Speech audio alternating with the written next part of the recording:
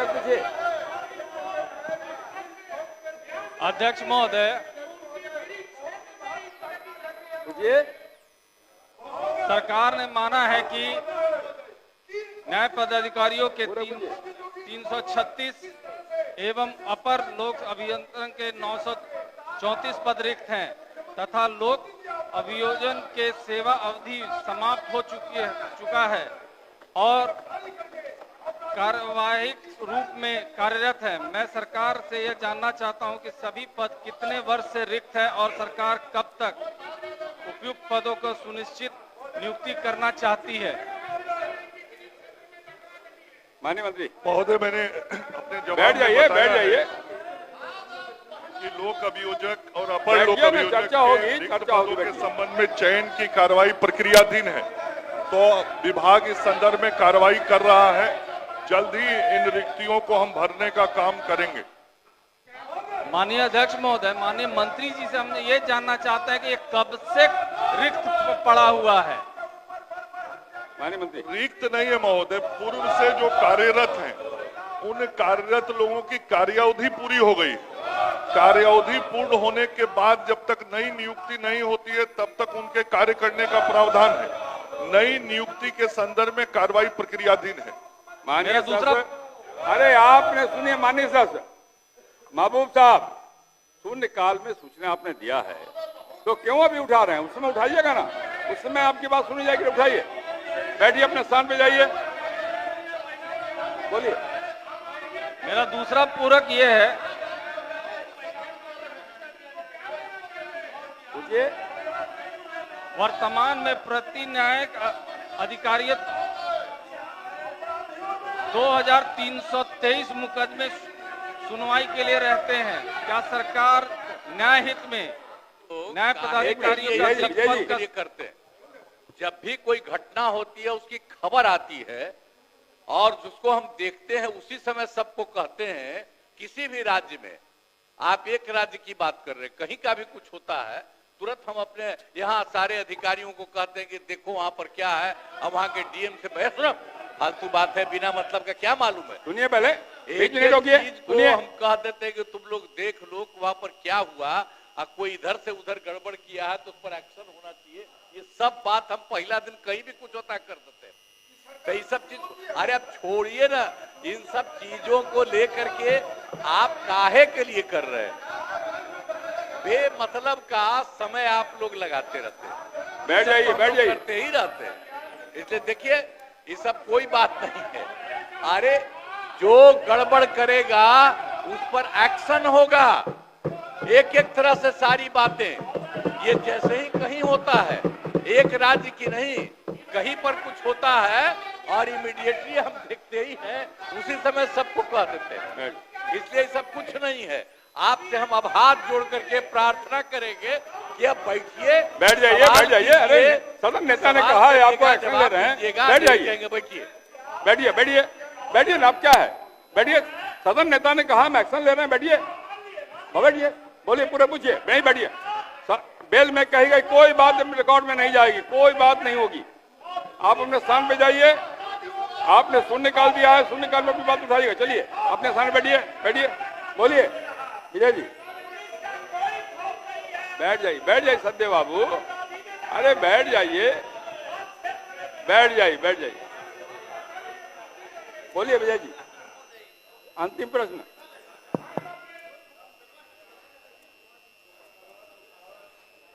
माननीय मंत्री जी से हम जानना चाहते हैं कि इसमें समय सीमा आप सदन को बताने का कीजिए कि कब तक ये रिक्तियां को पूरा किया जा सकता है। माननीय मंत्री, मैंने कहा महोदय, ये सारी कार्रवाई विभाग में प्रक्रियाधीन है, बहुत शीघ्र इसको पूरा कर लेंगे। सरकार भी चाहती है कि लोक अभियोजक और अपर लोक अभियोजकों की नियुक्ति हम शीघ्र करें। हमने खंड क के जवाब में स्पष्टता से कहा है कि जब तक नई नियुक्ति नहीं होती है तब तक पुराने लोगों को कार्य करने के लिए कहा गया है। कार्य कर रहे हैं, लेकिन नई नियुक्ति करने के लिए विभाग भी संकल्पित है। बहुत शीघ्र इसको हम करेंगे। अब तारांकित प्रश्न लिए जाएंगे। माननीय सदस्यगण, प्रतिवर्ष 8 मार्च को अंतर्राष्ट्रीय महिला दिवस मनाया जाता है। यह दिवस सभी महिलाओं को सशक्त बनाने और लैंगिक समानता के प्रति प्रतिबद्धता दिखाने का अवसर प्रदान करता है। राज्य सरकार द्वारा महिलाओं के सशक्तिकरण हेतु कई योजनाएं एवं कार्यक्रम संचालित किए जा रहे हैं। हम सभी का यह दायित्व है कि नारी गरिमा, सम्मान और उनकी सुरक्षा सुनिश्चित करने के लिए हम सदैव तत्पर रहें। इस अवसर पर मैं सदन की सभी महिला सदस्यों को हार्दिक शुभकामनाएं देता हूं। साथ ही राज्य की सभी महिलाओं के उज्जवल भविष्य की कामना करता हूं। चूंकि कल महिला दिवस के दिन सदन की बैठक नहीं होगी, इसीलिए मैं आज तारांकित प्रश्नों की सूची में अपने महिला सदस्यों के प्रश्नों को पूर्वता दे रहा हूं। आज के लिए कुल 8 महिला सदस्यों के प्रश्न पुस्तिका में हैं। इनमें कुछ महिला सदस्यों के 2-2 प्रश्न हैं, लेकिन उनमें से एक ही प्रश्न ले रहा हूं।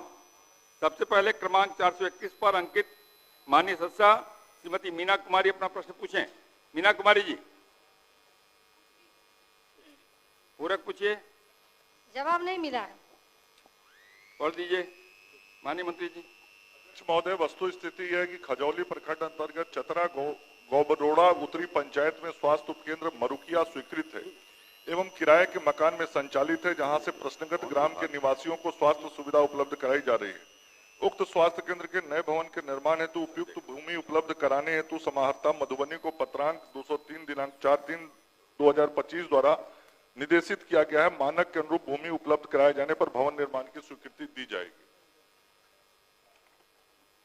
ठीक है। श्रीमती प्रतिमा कुमारी। माननीय मंत्री स्वास्थ्य विभाग। अध्यक्ष महोदय, खंड 1 आंशिक स्वीकारात्मक है। वस्तु स्थिति यह है कि वैशाली जिला के राजापाकर प्रखंड में स्थित एएनएम एवं जीएनएम कॉलेज का भवन निर्माण कार्य बिहार चिकित्सा सेवा एवं आधारभूत संरचना निगम लिमिटेड पट्टा द्वारा पूर्ण कराते हुए दिनांक 17/12/2020 को प्रभारी चिकित्सा पदाधिकारी राजापाकर को हस्तगत कराया गया है।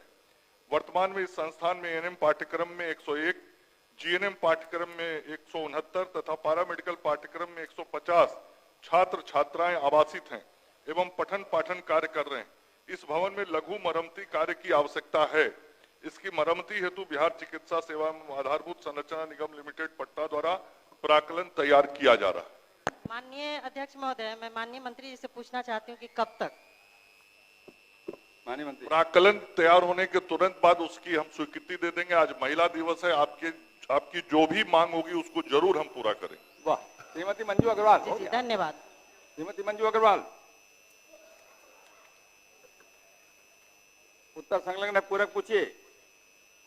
जी, उत्तर आ गया है। हाँ। लेकिन वहाँ पे कैंप नहीं लगाया गया था। पूरक पूछिए, पूरक प्रश्न। हाँ, इसलिए वहाँ पर जांच करके कार्रवाई की जाए। ठीक है, माननीय मंत्री ध्यान रखिएगा। ठीक। श्रीमती मनोरमा देवी, बोलिए। पूरक पूछिए। मनोरमा जी। माननीय मंत्री पर्यटन विभाग। 473 प्रश्न संख्या 473 मनोरमा देवी जी का, पर्यटन विभाग।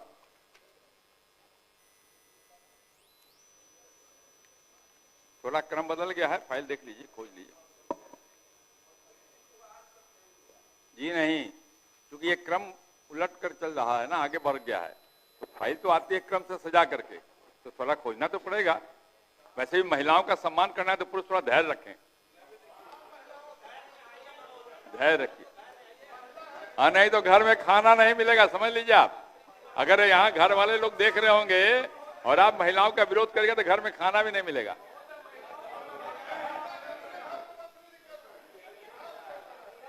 ये महिला पीड़ित लोग ज्यादा हल्ला कर रहे हैं आज।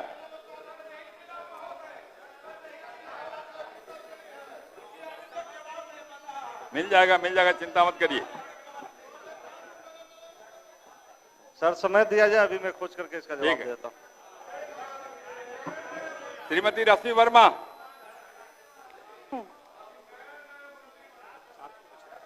हर आदमी पहली बार नया ही मंत्री बनता है। उत्तर नहीं। और आप लोग भी पहली बार, कई लोग हैं जो माननीय सदस्य बन के आए। बैठ जाइए। आप कहाँ बीच में टपक जाते हैं, कहाँ टपक जाते हैं बीच में? बैठ जाइए, बोलिए। हो गया सर? उत्तर मिल गया सर, उत्तर मिल गया हुआ है। ठीक है, पहले आप, अगर पूरक में पूछे तो मैं बताता हूँ। आप पहले उत्तर उनका पढ़ दीजिए। मनोरमा जी का उत्तर पढ़ दीजिए। सर स्वीकारात्मक रश्मि है। जी बाद में होगा आपका। वस्तुस्थिति यह है कि विभागीय पत्रांक 788 दिनांक 5/3/2025 द्वारा जिला पदाधिकारी गया से विविध वर्णित स्तर से संबंध में विस्तृत प्रतिवेदन की मांग की गई है। प्रतिवेदन प्राप्त होने के पश्चात समीक्षोपरांत कार्रवाई की जाएगी। निश्चित रूप से जो माननीय सदस्य ने पूछे हैं वो बहुत ही अच्छा प्रश्न है और इसको किया जाएगा। ठीक। श्रीमती रश्मि वर्मा। सबसे पहले मैं महिला दिवस पर सभी को शुभकामना देती हूँ। पूरा पूछिए रश्मि जी। मुझे उत्तर प्राप्त नहीं हुआ है, मैं पूरा। माननीय मंत्री स्वास्थ्य विभाग उत्तर पढ़ दीजिए। अध्यक्ष महोदय, वस्तु स्थिति यह है कि मरीज को फाइनल गैस्पिंग की अवस्था में अस्पताल में लाया गया था। जिस समय मरीज को लाया गया था उस समय एम्बुलेंस दूसरे मरीज को ले जाने के कारण तत्काल उपलब्ध नहीं थी। अन्यत्र जगह से एम्बुलेंस की व्यवस्था करके उपलब्ध कराया गया था। वस्तु स्थिति यह है कि अनुमंडलीय अस्पताल नरकटियागंज में कुल 3 एम्बुलेंस कार्यरत हैं। 2 अतिरिक्त एम्बुलेंस संस्थान को उपलब्ध करा दिया गया है। वर्तमान में कुल 5 एम्बुलेंस संस्थान में कार्यरत हैं। खंड 3 उपयुक्त खंडों में स्थिति स्पष्ट कर दी गई। कारणवश मरीज की मृत्यु हुई है, उन पदाधिकारियों पर, उन कर्मचारियों पर कुछ कार्रवाई की संभावना है या नहीं? माननीय मंत्री। महोदय, मैंने कहा कि जो कारण था वो फाइनल गैस्पिंग का था, मतलब उल्टा सांस चलने का वो बीमारी उसको हुआ था। उस वक्त एम्बुलेंस अस्पताल में नहीं था। बाद में दूसरा एम्बुलेंस उपलब्ध कराया गया और जो माननीय सदस्य ने एम्बुलेंस को और बढ़ाने के संदर्भ में विषय कहा है तो वो भी हमने बढ़ा दिया। अब 5 एम्बुलेंस उस अस्पताल में हमने व्यवस्था करा दी। श्रीमती गायत्री देवी हो गया। क्या वो सारे एम्बुलेंस महोदय फुली इक्विप्ड एम्बुलेंस हैं या जो नॉर्मल एम्बुलेंस हैं जिनको उपलब्ध कराया गया है, जिसपे डॉक्टर्स अवेलेबल होंगे? इसमें महोदय 1 अलसा एम्बुलेंस और 4 बलसा एम्बुलेंस होगा। श्रीमती गायत्री देवी हो गया। धन्यवाद। पूछती हूँ। पूरक पूछिए। पूरक मंत्री जी बता देते तो अच्छा रहता। माननीय मंत्री ऊर्जा विभाग गायत्री देवी जी का 483 नंबर। इनका तो बात मान ही लिए। नहीं, उत्तर उन्होंने देखा नहीं है, उत्तर पढ़ अच्छा नहीं देखा है। सीतामढ़ी जिला के परिहार प्रखंड अंतर्गत बैला पंचायत में पावर सब स्टेशन के निर्माण का प्रस्ताव स्वीकृति प्रक्रियाधीन है।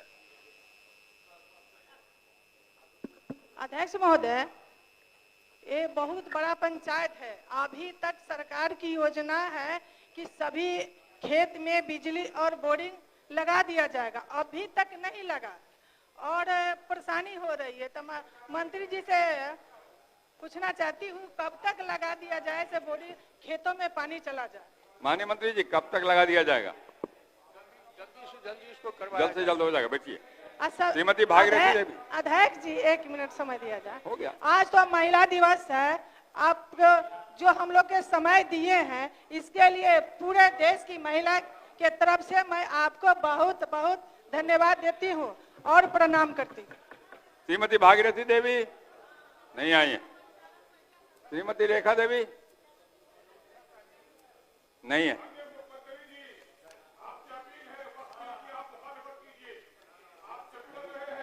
श्री अली अशरफ सिद्दीकी पोस्टर नहीं दिखाइए, पोस्टर नहीं दिखाइए, हटाइए पोस्टर, पोस्टर लीजिए। श्री अली अशरफ सिद्दीकी पूछिए। समीर मासेठ जी। अध्यक्ष महोदय, पूरक ही है। पूरक पूछिए। माननीय मंत्री जी ने जो उत्तर दिया है उसमें कहे हैं कि 2002 में योजना भारत सरकार द्वारा समाप्त कर दी गई। माइक पर बोलिए, माइक पर। माननीय मंत्री जी का जो उत्तर है उसमें कहा गया है कि 2002 में योजना शांति बनाए रखिए, भारत सरकार आपस में बात समाप्त नहीं कर दी करिए। गई है, इसलिए 2002 से इनकी सेवा समाप्त हो गई। माननीय मंत्री के उत्तर को मैं चुनौती देता हूं कि मेरे पास कागजात उपलब्ध है। माननीय मंत्री जी बतावें कि ये लोग 2017 तक कार्यरत थे या नहीं थे। माननीय मंत्री 2002 तक बोल रहे हैं कि माननीय मंत्री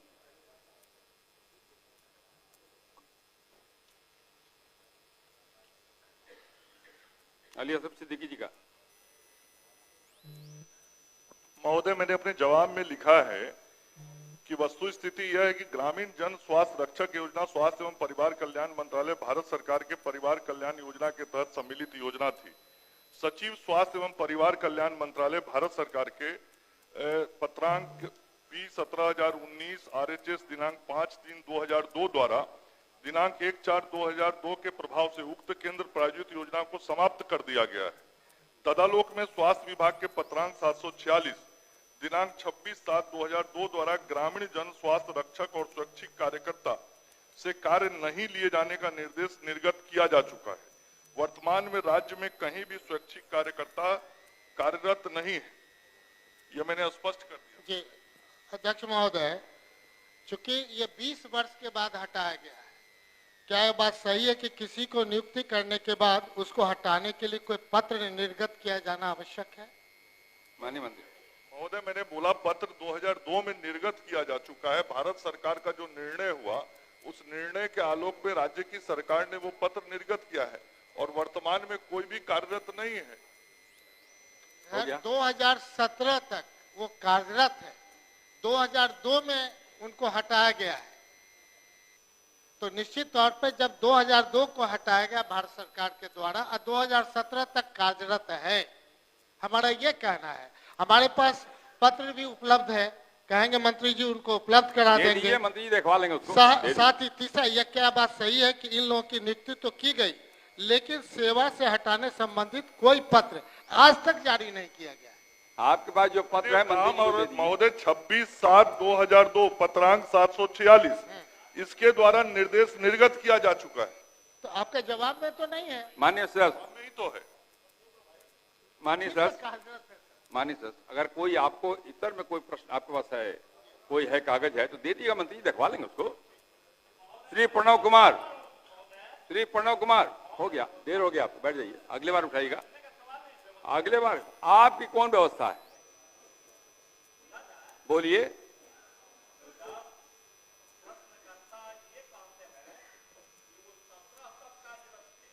आप माननीय मंत्री जी कह रहे हैं कि नहीं, इसको 2 में ही खत्म कर दिया गया। तो हम जो कहा वो नहीं सुने आप? क्या हम जो कहे वो नहीं सुने आप?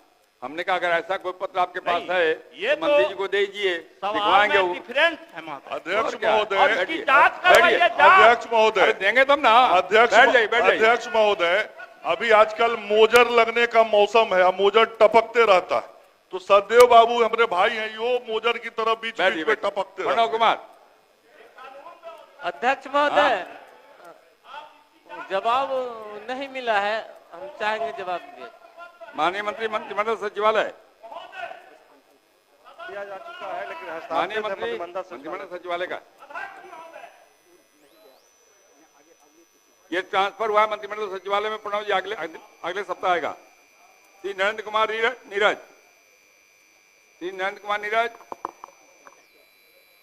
हैं? नहीं। श्री नारायण प्रसाद, पूरक पूछिए नारायण बाबू। अध्यक्ष महोदय, सरकार को हम धन्यवाद देना चाहते हैं कि प्रश्न के बाद उसका मुआवजा तो मिल गया, लेकिन आवास के संबंध में भी लिखा गया था कि प्रधानमंत्री आवास योजना से भी उसको मकान दे दिया जाता, तो फिर झोपड़ी बनाने की जरूरत नहीं थी। क्या सरकार जो सो प्रधानमंत्री आवास योजना देगी? माननीय मंत्री आपदा प्रबंधन।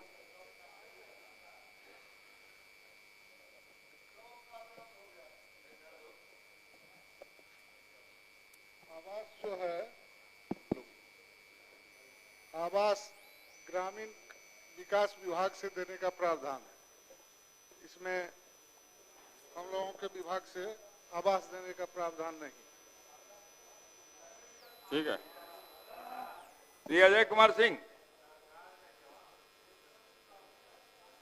आपका राजस्व भूमि सुधार विभाग, आप जवाब लाएं क्या? ट्रांसफर हुआ है राजस्व भूमि सुधार विभाग में, राजस्व विभाग में ट्रांसफर हुआ है आपका क्वेश्चन, अगले सप्ताह आएगा। श्रीमती मीना कुमारी, तो हो ही गया। श्री शकील अहमद खां, पूछिए। पूरक पूछिए। हाँ, पूरक ही है। ये ऑनलाइन उत्तर आई है, लेकिन एक मेरा पूरक ये है कि उक्त अतिरिक्त प्राथमिक स्वास्थ्य केंद्र में जगह की कमी है और जिसके कारण 6 बेड के हॉस्पिटल के 6 बेड का उसमें नहीं रहा, तो इस पे सरकार क्या विचार करती है कि 6 बेड के हॉस्पिटल उसमें व्यवस्था करे? माननीय मंत्री स्वास्थ्य विभाग अच्छे तरीके से विचार करके जवाब भी दिया है कि भविष्य में अतिरिक्त प्राथमिक स्वास्थ्य केंद्र के भवन निर्माण पर हम विचार करेंगे, विचार किया जाएगा, मैंने लिखा है जवाब में। धन्यवाद। श्री पवन कुमार जायसवाल, पवन कुमार जायसवाल, श्री चेतन आनंद, पूरा पूछिए चेतन जी। महोदय पूछता हूँ, जवाब नहीं मिला। माननीय मंत्री जी स्वास्थ्य विभाग उत्तर पढ़ दीजिए।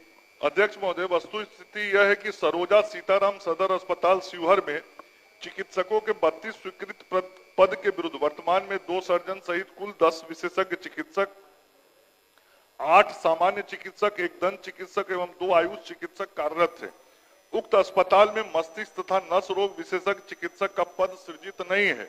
उल्लेखनीय है कि विशेषज्ञ चिकित्सा पदाधिकारी के 3623, सामान्य चिकित्सा पदाधिकारी के 667 एवं दंत चिकित्सक के 808 रिक्त पदों पर नियुक्ति हेतु अधियाचना बिहार तकनीकी सेवा आयोग को भेजी जा चुकी है। विशेषज्ञ चिकित्सा पदाधिकारी का विज्ञापन प्रकाशित हो चुका है। सामान्य चिकित्सा पदाधिकारी एवं दंत चिकित्सक के विज्ञापन प्रकाशन की कार्रवाई अंतिम चरण में है। योग्य अभ्यर्थी की अनुशंसा प्राप्त होने के पश्चात नियुक्ति की कार्रवाई कर दी जाएगी। महोदय, जैसा कि आपको पता है ये सबसे छोटा जिला है, इसमें जल्द से जल्द अगर करा दिया जाए तो बेहतर है। प्राथमिकता पर हम प्राथमिकता में मोहम्मद अंजार नईमी, पूरे पूछिए नईमी साहब।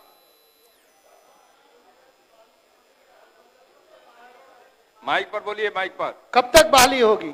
कब तक बहाली होगी? माननीय मंत्री स्वास्थ्य विभाग। महोदय, इसका बहाली की प्रक्रिया चल रही है, विज्ञापन प्रकाशित हो गया है बीटीएससी के माध्यम से, अभी 1 सप्ताह हुआ और बीटीएससी के द्वारा चयन की पूरी प्रक्रिया की जाती है।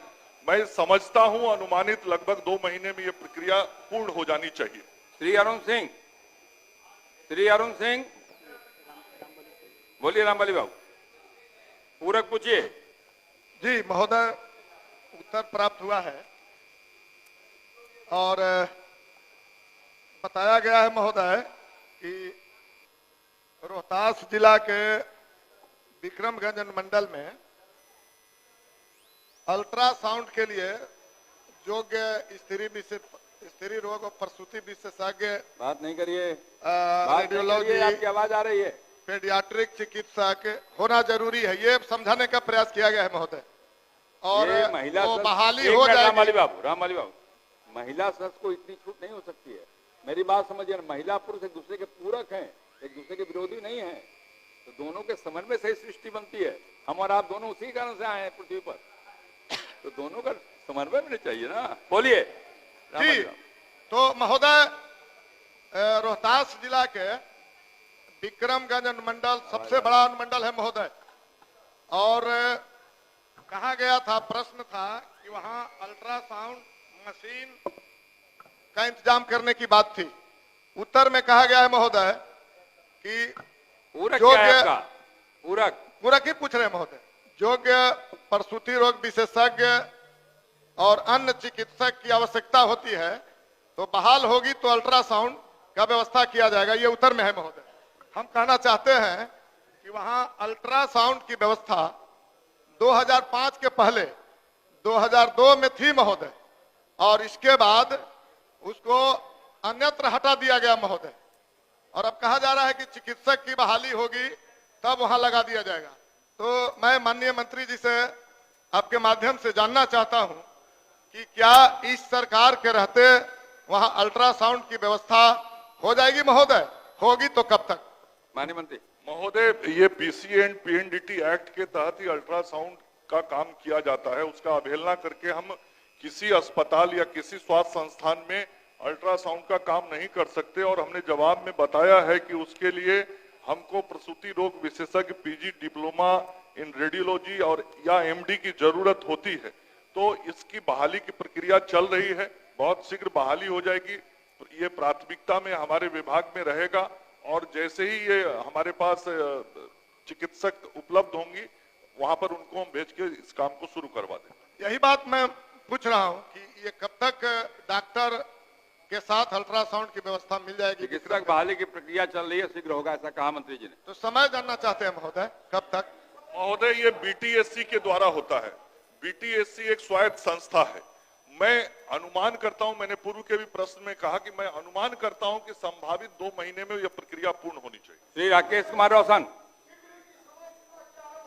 आप कहां से बोल रहे हैं? महबूब भाई को ठीक ही बोला गया था, आपका नाम कुछ और रहता तो सदन में और आनंद आता। श्री राकेश कुमार रोशन, आप जो प्रश्न पूछ रहे हैं आपको उसका जवाब मैंने दे दिया है। श्री राकेश कुमार रोशन, श्री अवध बिहारी चौधरी,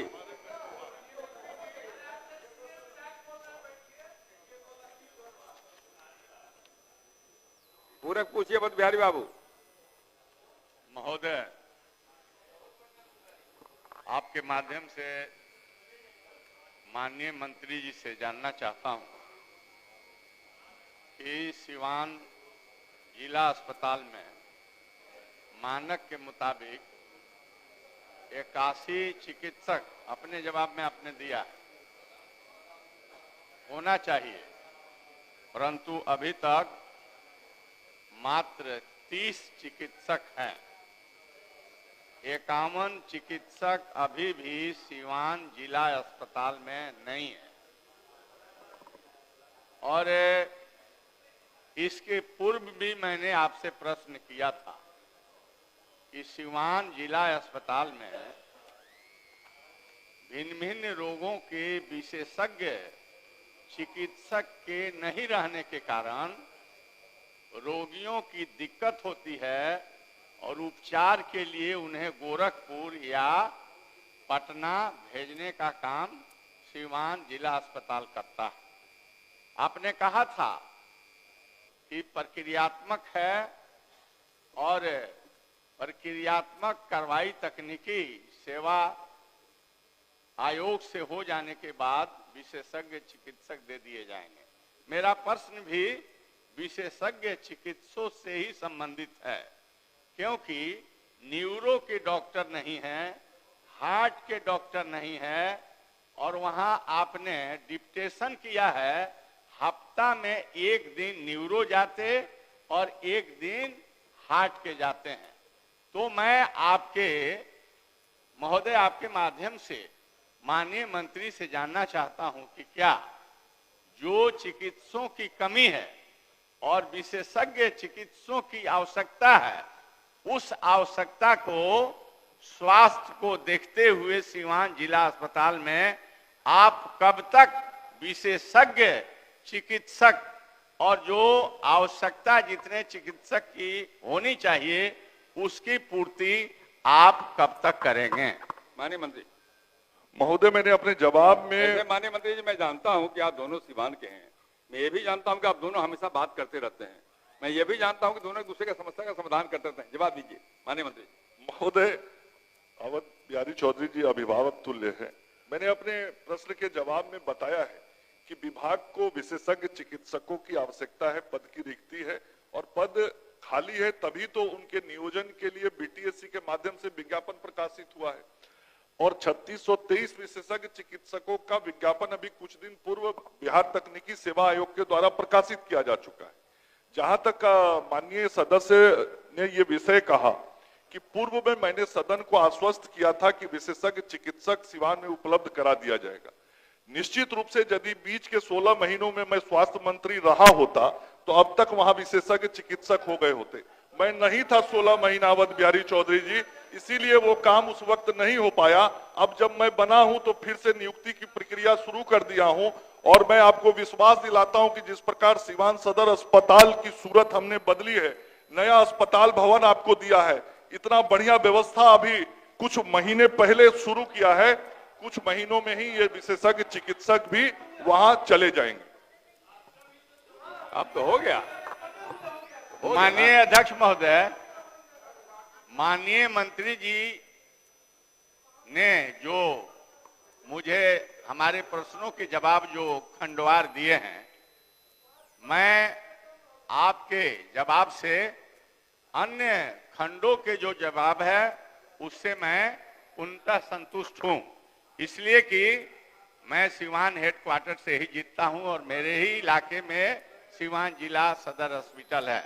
एक बात मैं आपसे कहना चाहता हूं कि वहां पर कोरोना काल में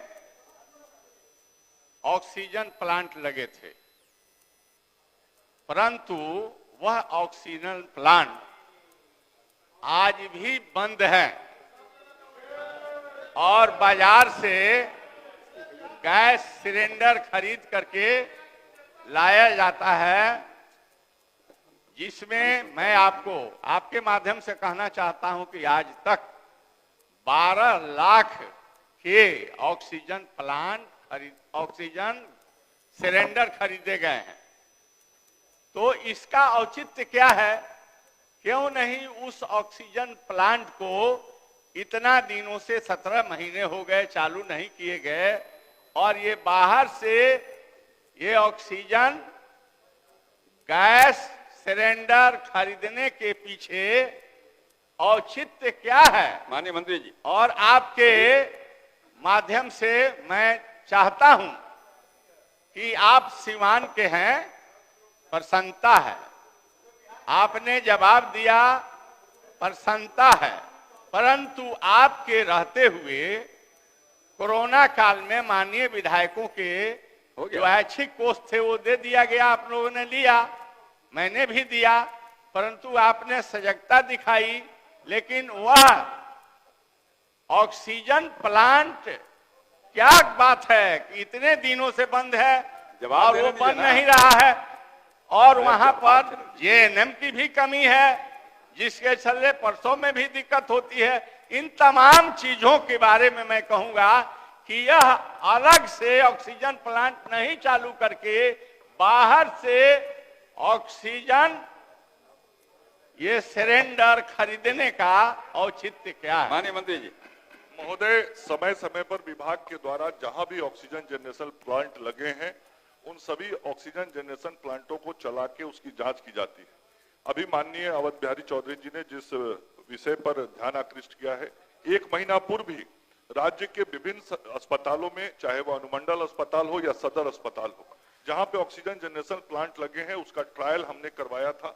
लगभग 30 जगहों पे उसके कठिनाई, तकनीकी कठिनाई आई थी, उस संदर्भ में विभाग के द्वारा कार्रवाई किया जा रहा है। लेकिन अधिकतर जगहों पे, यदि वो प्रश्न रहता तो मैं पूरी सूची लेके आ जाता, अधिकतर जगहों पे ऑक्सीजन जनरेशन प्लांट चल रहा है, काम कर रहा है। सिवान के संदर्भ में विशेष तौर पे जो माननीय सदस्य ने बताया है, मैं उसको भी दिखवा लेता हूं।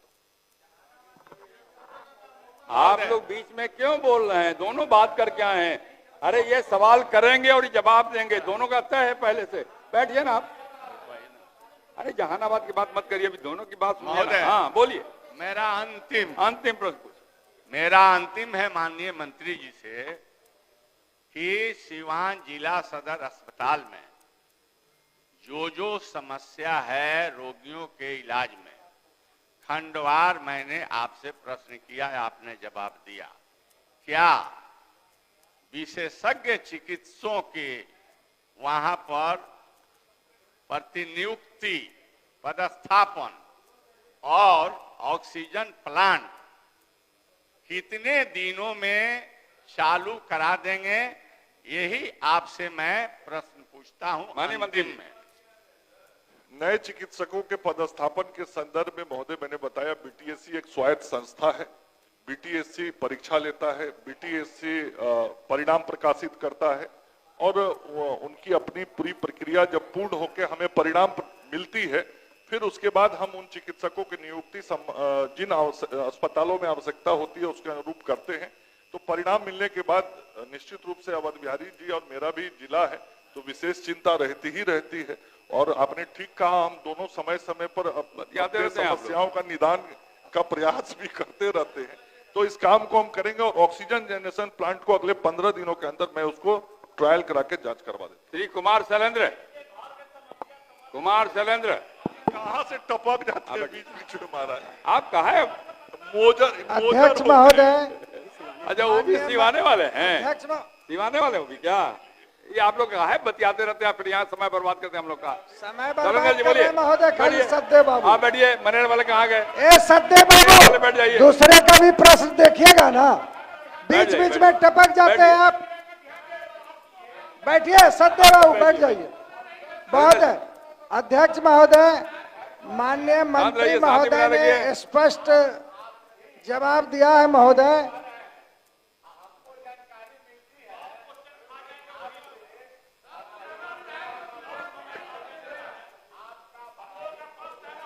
है ना, सम्मान तो आपसे भी है। महोदय भूल गए आप, आपके घर गए थे खाना महोदय खाने के लिए। महोदय सब बात कितना ही याद रखें। हम बोलिए, लोग को अरे आप बस- इधर बोलिए। बोलेंगे सुनेंगे मंत्री अरे हम महोदय, सुन तब रहे हैं ना, महोदय। बोलिए, जी। सब सुन रहा है। माननीय अध्यक्ष महोदय, माननीय मंत्री महोदय ने स्पष्ट जवाब दिया है। प्रश्नगत स्वास्थ्य उपकेंद्र के लिए पहुंच पथ एवं मिट्टी भराई हेतु BMSICL को प्राक्कलन तैयार करने का निर्देश दिया गया है। पूरक अध्यक्ष पूछिए। महोदय, पूरक है महोदय, ये स्वास्थ्य उपकेंद्र 10 वर्ष पहले बन चुका है महोदय, 10 वर्ष हो गया है। और एकदम स्पष्ट जवाब चाहते हैं महोदय कि आखिर 10 वर्ष तक इस स्वास्थ्य उपकेंद्र में जाने के लिए मरीजों को अभी तक क्यों नहीं बनाया गया। दूसरा, लगातार बनाते हैं महोदय कि हम चाहते हैं ये प्राक्कलन, हम चाहते हैं कि कितनी जल्दी ये बना देंगे, ये जवाब दें महोदय। माननीय मंत्री महोदय, हमारा सोच और विचार बहुत स्पष्ट है कि हमको उस सड़क का निर्माण कराना है, तभी तो BMSICL को प्राक्कलन तैयार करने का निर्देश दिया। और जब कोई निर्माण कराना होता है तो प्राक्कलन से ही काम शुरू होता है। और मैं माननीय सदस्य को यह विश्वास दिलाना चाहता हूं कि अगले 3 महीने के अंदर प्राक्कलन तैयार करके उसकी निविदा की कार्रवाई शुरू करा दी जाएगी। CM अजीत कुशवाहा। बहुत बहुत धन्यवाद महोदय। पूरक पूछिए अमरजीत जी। हाँ, पूरक पूछता हूं महोदय। महोदय, मंत्री जी ने जो जवाब दिया है कि मैरवा प्राथमिक स्वास्थ्य केंद्र में वर्तमान में एक सामान्य चिकित्सक डॉक्टर प्रकाश कुमार तथा 3 ANM कार्यरत हैं। महोदय, मैं कहना चाहता हूं कि 8 का जगह है मैरवा में। मैरवा में रेफरल अस्पताल और प्राथमिक अस्पताल स्वास्थ्य केंद्र दोनों एक ही जगह पर संचालित है, एक ही बिल्डिंग में चलता है। और इसमें 8 के विरुद्ध मात्र एक चिकित्सक वहां कार्यरत है, जो मंत्री जी ने खुद स्वीकार किया है। और मैं आपको बताना चाहूंगा महोदय, जो अतिरिक्त 4 पूरक पूछिए, पूरक। पूछता हूं महोदय, पूछता हूं। तो 4 केंद्रों से आकर जो डॉक्टर रहते हैं, उसमें डॉक्टर प्रकाश की जो जिक्र हुई है, तो डॉक्टर प्रकाश भी आंदर अस्पताल प्राथमिक स्वास्थ्य केंद्र के डॉक्टर हैं, जो प्रभार के रूप में क्या पूछ रहे हैं आप? तो मैं ये पूछना चाहता हूं कि 8 के विरुद्ध कम से कम 4 चिकित्सक भी अस्थायी रूप से वहां देना चाहते हैं। माननीय मंत्री। दूसरी बात कि डॉक्टर प्रकाश जो अंदर के डॉक्टर हैं, केवल प्रभार में हैं, तो क्या उनको अस्थायी रूप से वहां प्रभार देना चाहते हैं? पहला पूरक है महोदय। 2 हुआ नहीं, एक ही के साथ है महोदय। बैठिए, पूरे की बात है महोदय। जवाब मैंने स्पष्टता से बताया कि एक सामान्य चिकित्सा पदाधिकारी वहां हैं और 4 अन्य जगहों से चिकित्सकों को भी वहां पे चिकित्सकीय कार्य के लिए लगाया गया है। तो कुल मिला के इस जगह पे 5 चिकित्सकों की सेवा दी जा रही है। माननीय सदस्य ने यह जिज्ञासा किया कि परमानेंट नियुक्ति वहां कब हो जाएगी। तो जैसे ही BTSC से हमारा रिजल्ट आ जाएगा सामान्य चिकित्सा पदाधिकारियों का, हम उसकी नियुक्ति कर देंगे। और माननीय सदस्य तो गवाह हैं, अभी मेरे साथ कई कार्यक्रमों में रहे, कितना हम समझ रहे हैं माननीय मंत्री जी, माननीय मंत्री जी मिल के काम किए हैं। मंत्री जी वहाँ तो बहुत प्रशंसा कर रहे थे माननीय मंत्री जी, हम समझ रहे हैं सिवान के चक्कर में हम लोग जो महोदय मैंने हम लोग खाली सिवान के चक्कर में घेराए हुए हैं। उसी में एक प्रश्न किया है कि अंदर के जो प्रभारी हैं वहां, उनको अस्थायी कर दिया जाए। और दूसरा मेरा जो पूरक है महोदय कि वहां ड्रेसर लगभग 2 साल से नहीं है, और ड्रेसर नहीं होने की वजह से, चूंकि मैरवा सीमावर्ती इलाका है, पूरक पूछिए तो महोदय ड्रेसर के या तो नियुक्ति किया जाए, नहीं तो पुराने ड्रेसर जो हैं उनकी कार्य विस्तार करके तत्काल जो है उनको रखना चाहते हैं कि नहीं? ड्रेसर के बारे में बता दें महोदय। ये ड्रेसर के पद की अधियाचना BTSC को भेजी गई है और मैं समझता हूं कि उसका भी विज्ञापन बहुत शीघ्र प्रकाशित हो जाएगा और उसकी भी नियुक्ति की कार्रवाई पूर्ण हो जाएगी और वहां ड्रेसर भेजा जाएगा। जो चिकित्सक को परमानेंट आंदर से करने के लिए उन्होंने प्रश्न पूछा है, मैं उसको एक बार विभाग में देख लेता हूं, चूंकि सभी प्रखंडों में सेवा देना आवश्यक है, फिर भी मैं उसको देख लेता हूं। श्री जयप्रकाश यादव। पूरक पूछिए अध्यक्ष जयप्रकाश जी। महोदय, पूरक। आप पूरक पूछ रहे हैं। पूरक माननीय मंत्री महोदय ने तार और ट्रांसफार्मर बदलने के लिए विस्तृत में जवाब दिया है, जो संतोषप्रद है। महोदय, मैं माननीय मंत्री जी को धन्यवाद देना चाहता हूँ। श्री प्रमोद कुमार। श्री प्रमोद कुमार पूछिए। पूरक पूछिए। मोतिहारी चिकित्सा, आयुर्वेद चिकित्सा के क्षेत्र में सरकार बहुत काम करना चाहती है। मोतिहारी में 20 वर्षों से बंद है, तो कब सरकार विचार रखती है और कब कब चालू कराना चाहती है? माननीय मंत्री स्वास्थ्य विभाग। महोदय, वह पहले स्पष्ट करना चाहूंगा, वह सरकारी महाविद्यालय और अस्पताल नहीं है। रविंद्रनाथ मुखर्जी आयुर्वेद चिकित्सा महाविद्यालय मोतिहारी पूर्वी चंपारण निजी प्रक्षेत्र का कॉलेज और अस्पताल है। वह सरकारी नहीं है एवं निजी प्रक्षेत्र के कॉलेज खोलने हेतु राज्य सरकार द्वारा मात्र अनापत्ति प्रमाण पत्र निर्गत किया जाता है। निजी कॉलेज अस्पताल पर राज्य सरकार का सीधा एवं प्रत्यक्ष नियंत्रण नहीं होता है। वर्तमान में राज्य सरकार के समक्ष निजी कॉलेजों के सरकारीकरण का मामला विचाराधीन नहीं है, प्राइवेट कॉलेज है।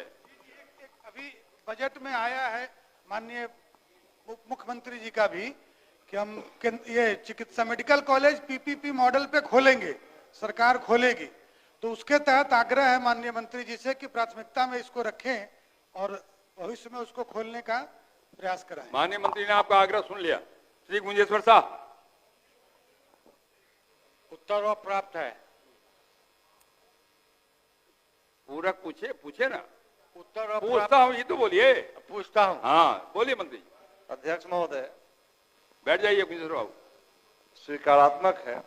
पर्यटन विभाग द्वारा जिला पदाधिकारी सहरसा से उक्त स्थल के संबंध में प्रतिवेदन की मांग की गई थी, जिसके आलोक में जिला पदाधिकारी सहरसा के पत्रांक 202 दिनांक 28/2/2025 द्वारा प्रतिवेदन उपलब्ध कराया गया, किंतु भूमि से संबंधित सूचनाएं अप्राप्त थी।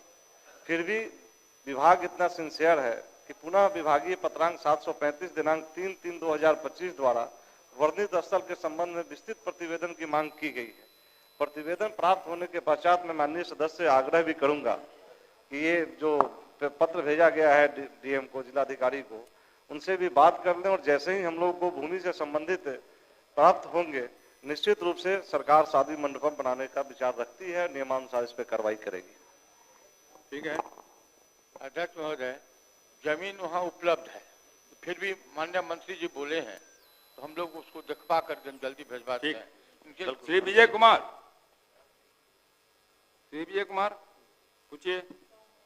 पूरक पूछिए। पूरक महोदय, माननीय मंत्री जी से जानना चाहता हूं कि क्या यह बात सही है कि विगत 50 वर्षों से शेखपुरा जिला के ग्राम मणियंडा में प्राथमिक स्वास्थ्य केंद्र का संचालन हो रहा था? यदि हाँ, तो उक्त पीएससी जर्जर भवन को ध्वस्त कर उक्त भूमि पर एपीएससी या सीएससी भवन का निर्माण कराते हुए चिकित्सा सुविधा बहाल कराने हेतु सरकार विचार रखती है? हाँ तो कब तक, नहीं तो क्यों? माननीय मंत्री जी। जवाब में मैंने लिखा है महोदय, वस्तु स्थिति यह है कि मणियंडा में स्थित ध्वस्त भवन से संबंधित कोई भी अभिलेख या अधिसूचना स्थानीय कार्यालय के पास नहीं है। साथ ही प्राथमिक स्वास्थ्य केंद्र प्रखंड स्तर पर प्रावधानित होता है, ना कि पंचायत स्तर पर। प्रश्न जो किया गया है कि पंचायत में प्राथमिक स्वास्थ्य केंद्र, तो ये होता ही नहीं है। शेखपुरा सदर प्रखंड के कैथवा पंचायत को स्वास्थ्य कार्यक्रमों एवं चिकित्सकीय सुविधा प्राथमिक स्वास्थ्य केंद्र शेखपुरा सदर से दी जा रही है। इसके अलावा health and wellness centre Kaithwa का भवन भी निर्माणाधीन है। मणियंडा से 5 किलोमीटर की दूरी पर अतिरिक्त प्राथमिक स्वास्थ्य केंद्र वर्मा भी संचालित है। उक्त के आलोक में प्रश्नगत स्थल पर अलग से कोई स्वास्थ्य केंद्र स्थापित करने की योजना फिलहाल विचाराधीन नहीं है। महोदय, माननीय मंत्री जी को लिखित रूप से 31/1/2025 को सूचना माननीय विधायक जी के द्वारा दिया गया था और माननीय मंत्री जी कह रहे हैं कि कोई भी सूचना प्राप्त नहीं है। ये या तो माननीय मंत्री जी को विभाग के पदाधिकारी इनको गलत जवाब दे रहे हैं। 50 वर्षों से यहाँ पर प्राथमिक स्वास्थ्य केंद्र चल रहा था मणियंडा में। बैठिए, और अगर वहाँ पर अगर जर्जर भवन है, अरे आप बैठिए ना, बताते हैं आपको। मेरे शब्दों पे ध्यान नहीं दिया, मैंने अभिलेख ओब्लिक अधिसूचना की बात की है। कोई भी अभिलेख या अधिसूचना नहीं है, मैंने पत्र की बात नहीं। आपको भी हम जानकारी देते हैं मंत्री जी, बैठिए। एक बार वर्ल्ड बैंक की सहायता से कुछ पंचायतों में स्वास्थ्य केंद्र बनाए गए थे, लेकिन बाद में वो सरकार के अधीन नहीं आए।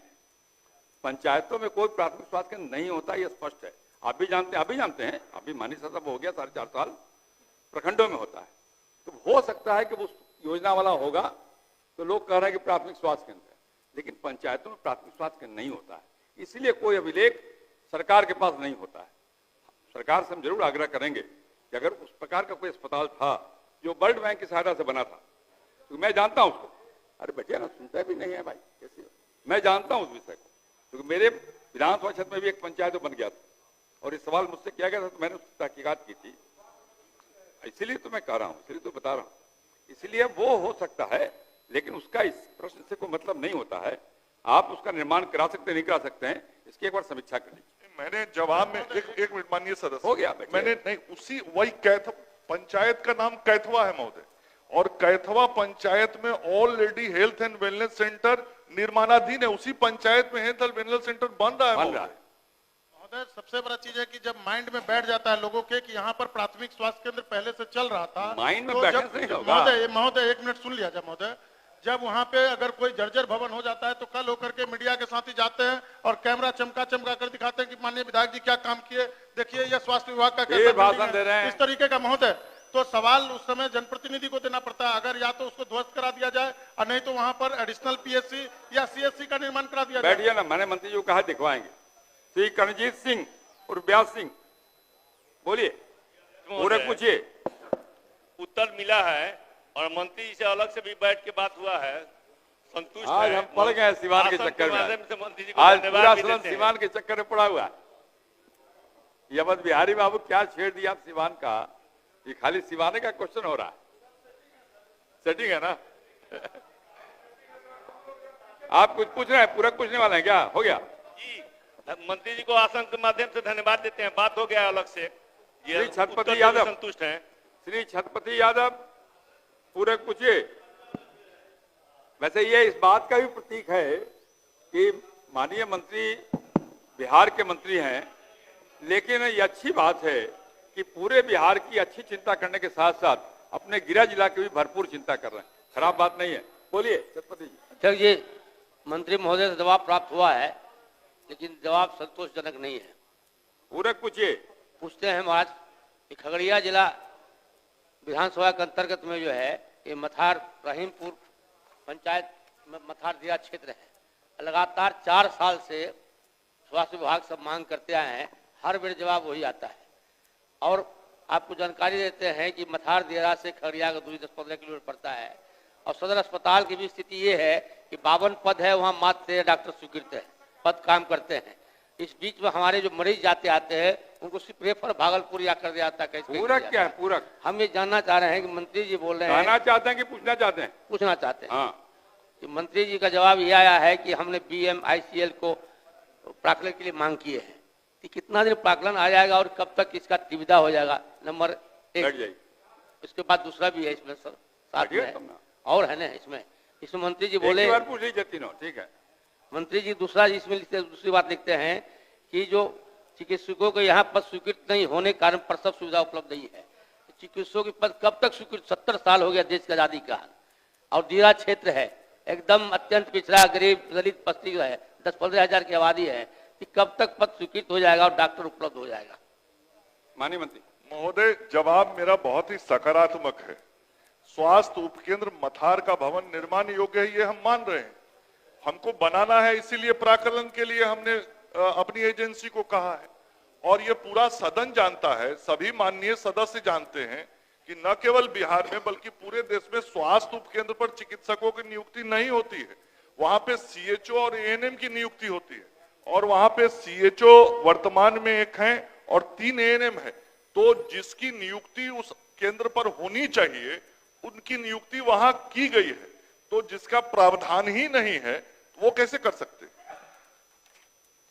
श्री चंदन कुमार, हो गया। एक बात है, एक मिनट, कोई प्रावधान नहीं है तो देश आजाद। आपका अध्यक्ष जी, हाँ, अध्यक्ष जी, पूरे सदस्य समझा जाए, आप गार्जियन हैं, सारे वरिष्ठ लोग बैठे हुए हैं, तो मान ली हमारी उम्र 50 साल हो गई है, 50 साल से प्रावधान नहीं हुआ, 50 साल के बाद होगी, प्रावधान लाना पड़ेगा सरकार को गरीब लोगों के लिए। पूरक पूछिए। पूरक ये है कि हम चाहते हैं ये सीएचओ की बात किए हैं, वहाँ कोई डॉक्टर नहीं जाते हैं, कोई नर्स उपलब्ध नहीं रहता है। खगड़िया जिला का हर अस्पताल में वही स्थिति है, हमेशा आप सरकारी सुप्रीम जवाब डॉक्टर आता कैसे रहेगा है। भाई? हम ये सरकार चाहते हैं, अनुरोध करते हैं बैठिए। कि यहाँ एक पद सृजित किया जाए माननीय प्रसव मंत्री। पीड़ा के लिए, गरीबों के लिए। बैठ जाइए। माननीय मंत्री जी, महोदय मैंने डॉक्टर बताया जी का। कि जो व्यवस्था पूरे देश में नहीं है, तो बिहार में अलग से कोई व्यवस्था थोड़ी होगी, पूरे देश की ये व्यवस्था। स्वास्थ्य उपकेंद्र सबसे छोटी इकाई होती है स्वास्थ्य सेवा की। ये बिहार में विगत वर्षों में अब सीएचओ दिखाई पड़ने लगा, अब एएनएम दिखाई पड़ने लगा। नहीं तो पहले इन स्वास्थ्य उपकेंद्रों की क्या स्थिति होती थी सभी माननीय सदस्य जानते हैं।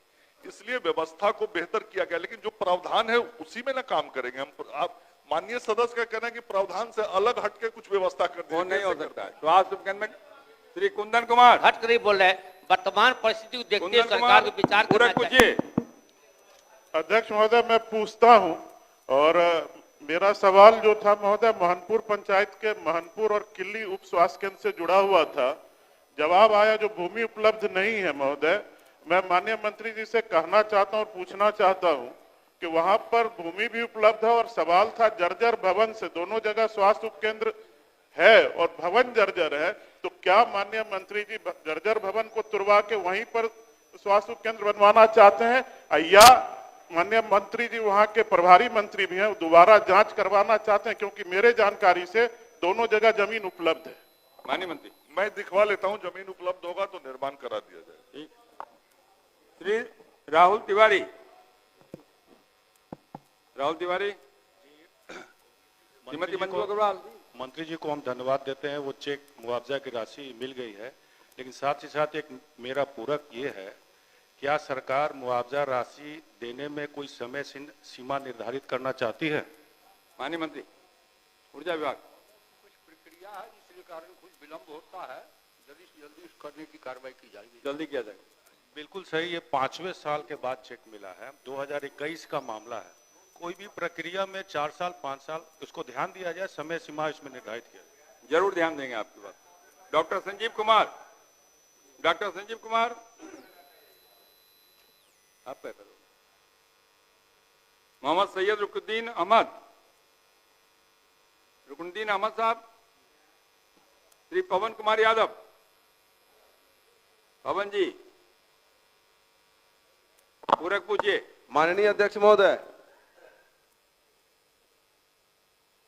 उत्तर में मिला है, लेकिन उत्तर में कहलगांव, सुल्तानगंज एवं सबौर में एसडीआरएफ टीम अस्थायी रूप से रखा गया है। सर्वाधिक भीड़ एवं दुर्घटना का क्षेत्र कहलगांव एवं बटेश्वर स्थान है। ऐसे में एसडीआरएफ की टीम को सबौर और सुल्तानगंज में रखने का कोई औचित्य नहीं है। क्या सरकार जिलाधिकारी भागलपुर को निर्देशित करना चाहती है कि एसडीआरएफ टीम को अस्थायी रूप से नियुक्त करें? बैठिए। माननीय मंत्री, कालगांव में नियुक्त करें, बोलना चाहिए कालगांव। माननीय मंत्री महोदय, यहाँ पर 2 टुकड़ी जो है सबौर में और सुल्तानगंज में रखा गया है, और उसका रखरखाव जो है वहाँ के जिला पदाधिकारी करते हैं तय। भागलपुर के जिला पदाधिकारी वो जो है रखे हुए हैं 2 जगह, और वहीं से जो है जो दुर्घटनाएं होती हैं वहीं से जो है उसको भेजा जाता है। ठीक है। क्या सरकार के पास आंकड़ा है कि सबौर में कितनी घटना घटी और कहलगांव में कितना घटी? अभी ये आंकड़ा मेरे पास नहीं है। माननीय शासक, आप सर्वाधिक घटना सबौर की अपेक्षा कहलगांव में घटती है। इसका मानवीय आधार है कि कहलगांव और बटेश्वर स्थान उत्तर वाहिनी गंगा की छोर पर है। हजारों की संख्या में गंगा स्नान करने के लिए लोग झारखंड बिहार से आते हैं। देखवा लेता हूं। ऐसे सर्वाधिक, क्योंकि सभी जानते हैं कि श्रावणी मेला सुल्तानगंज से शुरू होता है, और ठीक है, माननीय सदस्य की चिंता है कि कहलगांव में भी हो, तो जिलाधिकारी से रिपोर्ट मंगाकर उस पर शीघ्र कार्रवाई की जाए। श्री राम प्रवेश राय ये पूछता हूँ। पूरक पूछिए राम प्रवेश जी। अध्यक्ष महोदय जवाब तो आया है, लेकिन हम लोग की सरकार के लिए यह डबल इंजन की सरकार है और इतना हास्यास्पद जवाब माननीय मुख्यमंत्री जी की बिहार सरकार की महत्वाकांक्षी योजना हमारी सरकार की है कि किसी कार्य के लिए अलग से ट्रांसफार्मर तार पोल लगाया जाता है और कई महीने हो गए उस तार पोल की चोरी हुए और जवाब आया है कि कार्य के कार्यान्वयन हेतु स्वीकृति प्रक्रियाधीन है, निधि की उपलब्धता के आलोक में शीघ्र ही उक्त कार्य को पूर्ण करा लिया जाएगा। इसके लिए निधि की कोई कमी है महोदय? पूरक मेरा है कि यह जवाब ही ठीक नहीं है। पूरक पूछे ना, निधि कब तक उपलब्ध होगी? हाँ बैठ। बार बार मुख्यमंत्री जी का प्रगति यात्रा में दौरा होता है। माननीय मंत्री जी बैठ जाइए, जवाब हो रहा है, बैठ जाइए। कृषि कार्य के लिए बैठ जाइए राम प्रवेश जी। चोरी भी उसमें प्राथमिकता में है। जब ट्रांसफार्मर की चोरी हो गई, जांच की प्रक्रिया चल रही है, इसलिए थोड़ा विलंब लग रहा है, जल्दी करवा दिया जाए। आखिर कब तक होगा यह जवाब? निधि के उपलब्धता के वहाँ तार पोल चला गया है, चोरी अगर हो गया है तो चोरी आप रुकवाइए, कार्रवाई कीजिए। पूरक पूछिए राम प्रवेश जी। पूरक है उन किसानों के खेतों में फिर कब तक ट्रांसफार्मर और तार पोल लगा करके विद्युत की आपूर्ति की जाएगी? माननीय मंत्री जी बैठ जाइए। माननीय मंत्री जी कब तक? दिखवा लेंगे, जल्दी से कार्रवाई की जाएगी। ठीक। श्री छोटेलाल राय शीघ्र किया जाएगा, बैठिए। श्री छोटेलाल राय। अध्यक्ष महोदय पूरक पूछिए। हो गया राम प्रवेश जी, हो गया, बैठ जाइए। पूरक पूछिए छोटेलाल जी। बतला दें। अरे आप इधर देख के पूछिए ना पूरक। सर हम तो लिखे हुए हैं, बोलिए। अल्ट्रासाउंड की व्यवस्था करना है वहाँ। हेलो, और कब तक बाबा लगा देंगे? हम लोग के क्षेत्र वही होके जाते हैं। करिए क्या? और मुख्य सड़क है, वहाँ दुर्घटना होते रहता है। इसके पहले भी इनको अनुरोध किए थे, दिखवा लीजिए, गंभीरता से जो प्रश्न है उसको करवा दीजिए, यही आग्रह कर रहे हैं। बैठ जाइए। माननीय मंत्री जी नहीं, हमारी भी सोच है कि सेवा की बहाली शीघ्र हो जाए। अरे भाई सुनिए उत्तर। और सेवा का बहाल शीघ्र हो जाए, इसीलिए संबंधित जो कार्रवाई आवश्यक कार्रवाई करनी है वो सभी कार्रवाई विभाग के द्वारा किया गया है। मैं माननीय सदस्य को इतना ही कहना चाहूंगा कि वहां चिकित्सक की उपलब्धता और अल्ट्रासाउंड की उपलब्धता मैं कराने की कोशिश शीघ्रता से करूंगा। श्री वीरेंद्र प्रसाद गुप्ता हो तो क्या? अरे जब समय सीमा तो दिलवा आप कहाँ गए? आप मधुबनी से कहाँ गए? उधर उनके प्रमंडल में। अरे आप उनके प्रमंडल में क्यों घुस गए? छोड़ दीजिए उनको। छोटेलाल जी महोदय एक मिनट में। छोटेलाल जी जब उधर ही से जाते हैं तो कर ही देंगे। बैठ जाइए। श्री वीरेंद्र प्रसाद गुप्ता जी पूरक पूछिए। महोदय, ये सिकटा बाजार और प्रखंड में बिजली आपूर्ति में जो बाधा होती है उससे संबंधित सवाल है। तो पहले वहां जो व्यवस्था थी, रेलवे लाइन क्रॉस करने के लिए अंडरग्राउंड तार लगाया गया था पुरुषोत्तमपुर हाल्ट के पास, तो वो पूरा जो है अभी जो व्यवस्था है वो भेड़ियारवा होकर के बिजली सप्लाई होती है, जिससे वहां आपूर्ति बाधित है। तो इस संदर्भ में सवाल यही था महोदय कि उसकी बिजली आपूर्ति करने के लिए पुरानी व्यवस्था बहाल कर दी जाए, रेलवे स्टेशन के पास पुरानी अंडरग्राउंड व्यवस्था हो। तो महोदय जवाब तो है, एक हद तक संतोषजनक है कि 3 माह के अंदर कहा गया है करने के लिए, लेकिन उसकी मॉनिटरिंग नहीं होती है, वो कागज पर ही नहीं रहे। हम ये आश्वस्त होना चाहते हैं मंत्री जी से कि वो 3 माह में हो जाए तो ज्यादा अच्छा हो। अब प्रश्नोत्तर काल समाप्त हुआ। रेलवे को लिखा गया है, रेलवे से समीक्षा करके उसको जल्दी करवाया जाए। अब प्रश्नोत्तर काल समाप्त हुआ। जिन प्रश्नों के उत्तर तैयार हों उन्हें सदन पटल पर रख दिए जाएं। अब शून्यकाल लिए जाएंगे। श्रीमती मंजू अग्रवाल। महोदय, राज्य में कार्यरत लोहिया स्वच्छ बिहार अभियान में स्वच्छता पर्यवेक्षक को 7500 रुपया के स्थान पर 20,000 मासिक वेतन एवं पर्यवेक्षक और कर्मियों की सेवा अस्थायी करने की मांग करती हूँ। डॉक्टर निक्की हेम्ब्रम, इसमें भी महिलाओं को प्राथमिकता दे देते हैं। बैठ जाइए ना, साहब का भी होगा। महिलाओं को आज प्राथमिकता देने का निर्णय लिया आप लोगों ने भाई। माननीय अध्यक्ष महोदय, कटोरिया विधानसभा क्षेत्र अंतर्गत प्रखंड कटोरिया पंचायत राज पदाधिकारी द्वारा बसमत्ता पंचायत के मोहीपुरा कुरवा टोला में मनरेगा के तहत आवंटित कार्य को मजदूरों से न कराकर जेसीबी मशीन से कराई जा रही है। अतः सरकार से उक्त मामले की गहन जांच कर कार्रवाई की मांग करती हूँ। श्रीमती गायत्री देवी। माननीय अध्यक्ष महोदय, सीतामढ़ी जिला के परिहार प्रखंड अंतर्गत परिहार उत्तरी एवं परिहार दक्षिणी तथा धरारवा पंचायत मिलाकर जनसंख्या 50,000 के ऊपर है, जो नरगा पंचायत की पात्रता रखता है। अतः सरकार से सीतामढ़ी जिला के परिहार प्रखंड मुख्यालय को नगर पंचायत बनाने की मांग करती हूँ। श्रीमती नीतू कुमारी।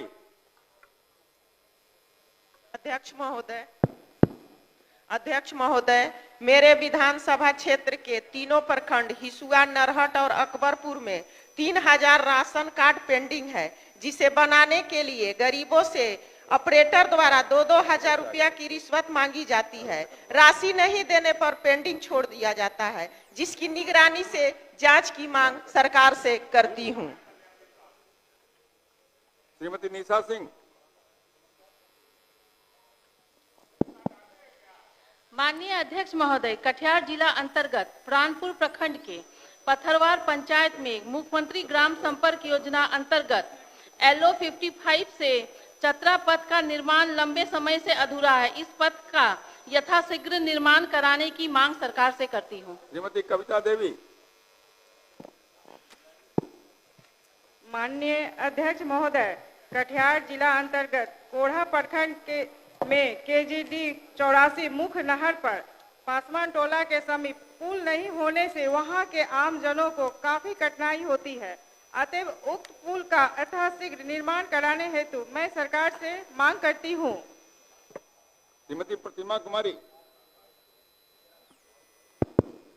माननीय अध्यक्ष महोदय, वैशाली जिला के प्रखंडों राजापाकर, सहदेई, बुजुर्ग और देसरी का महनार में अवस्थित अनाज गोदामों में बिचौलियों को अनाजों की अवैध सप्लाई से पीडीएस दुकानदारों को अनाज की आपूर्ति वजन से कम होती है, जिसकी निगरानी जांच से कराने की मांग करती हूं। श्रीमती रश्मि वर्मा। माननीय अध्यक्ष महोदय, नरकटियागंज प्रखंड में हरदी टेढ़ा पंचायत में हरदी टेढ़ा गांव एवं राजपुर तुमकड़िया पंचायत में तुमकड़िया गांव का पंडई नदी से प्रत्येक वर्ष कटाव होने के कारण आधा गांव विस्थापित हो गया है। मैं सरकार से उक्त दोनों गांव में शीघ्र कटाव रोधी कार्य कराने की सदन के माध्यम से मांग करती हूं। श्री जहारुल हुसैन। श्री जहारुल हुसैन।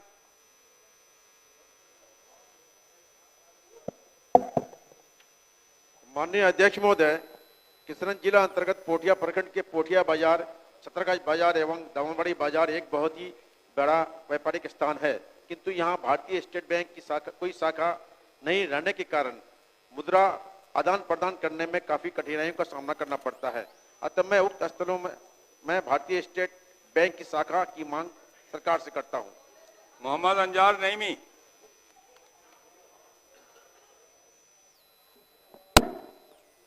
अध्यक्ष महोदय, राज्य में जन वितरण प्रणाली के डीलरों को देश में सबसे कम 90 रुपया क्विंटल के दर से कमीशन दिया जाता है। वहीं दिल्ली में 200, हरियाणा 170, हिमाचल 143, महाराष्ट्र 180, गोवा 280 रुपया प्रति क्विंटल के दर से भुगतान करती है, जो बिहार के डीलरों के साथ नाइंसाफी है। मैं सरकार से प्रति माह 30,000 रुपया मानदेय भुगतान की मांग करता हूँ। श्री अजय कुमार। अध्यक्ष महोदय, माननीय मुख्यमंत्री महोदय इसी सदन में घोषणा किए थे कि भूमिहीनों को वैकल्पिक व्यवस्था बगैर किए नहीं गुजारा जाएगा, परंतु समस्तीपुर जिला के गोलिया ग्राम अंचल सिंगिया के दर्जनों महादलितों के घर को प्रशासन ने उजाड़ दिया है। मैं सरकार से उक्त उजड़े महादलितों को अविलंब पुनर्वासित करने की मांग करता हूं। श्री सत्यदेव राम। अध्यक्ष महोदय, बिहार का 25% दलित गरीब का परिवार जहां दशकों से बसे हैं, उस जमीन का मालिकाना कागजात उसके पास नहीं है। अनाधिकृत बसावटों मुकम्मल भौतिक सर्वे समय का तकाजा है महोदय। बिना वैकल्पिक व्यवस्था के गरीबों को उजाड़ने पर रोक लगे। मैं सरकार से मांग करता हूं कि सरकार इस दिशा में कानून बनाए महोदय, कानून बनाए ताकि गरीब उजाड़े न जाएं।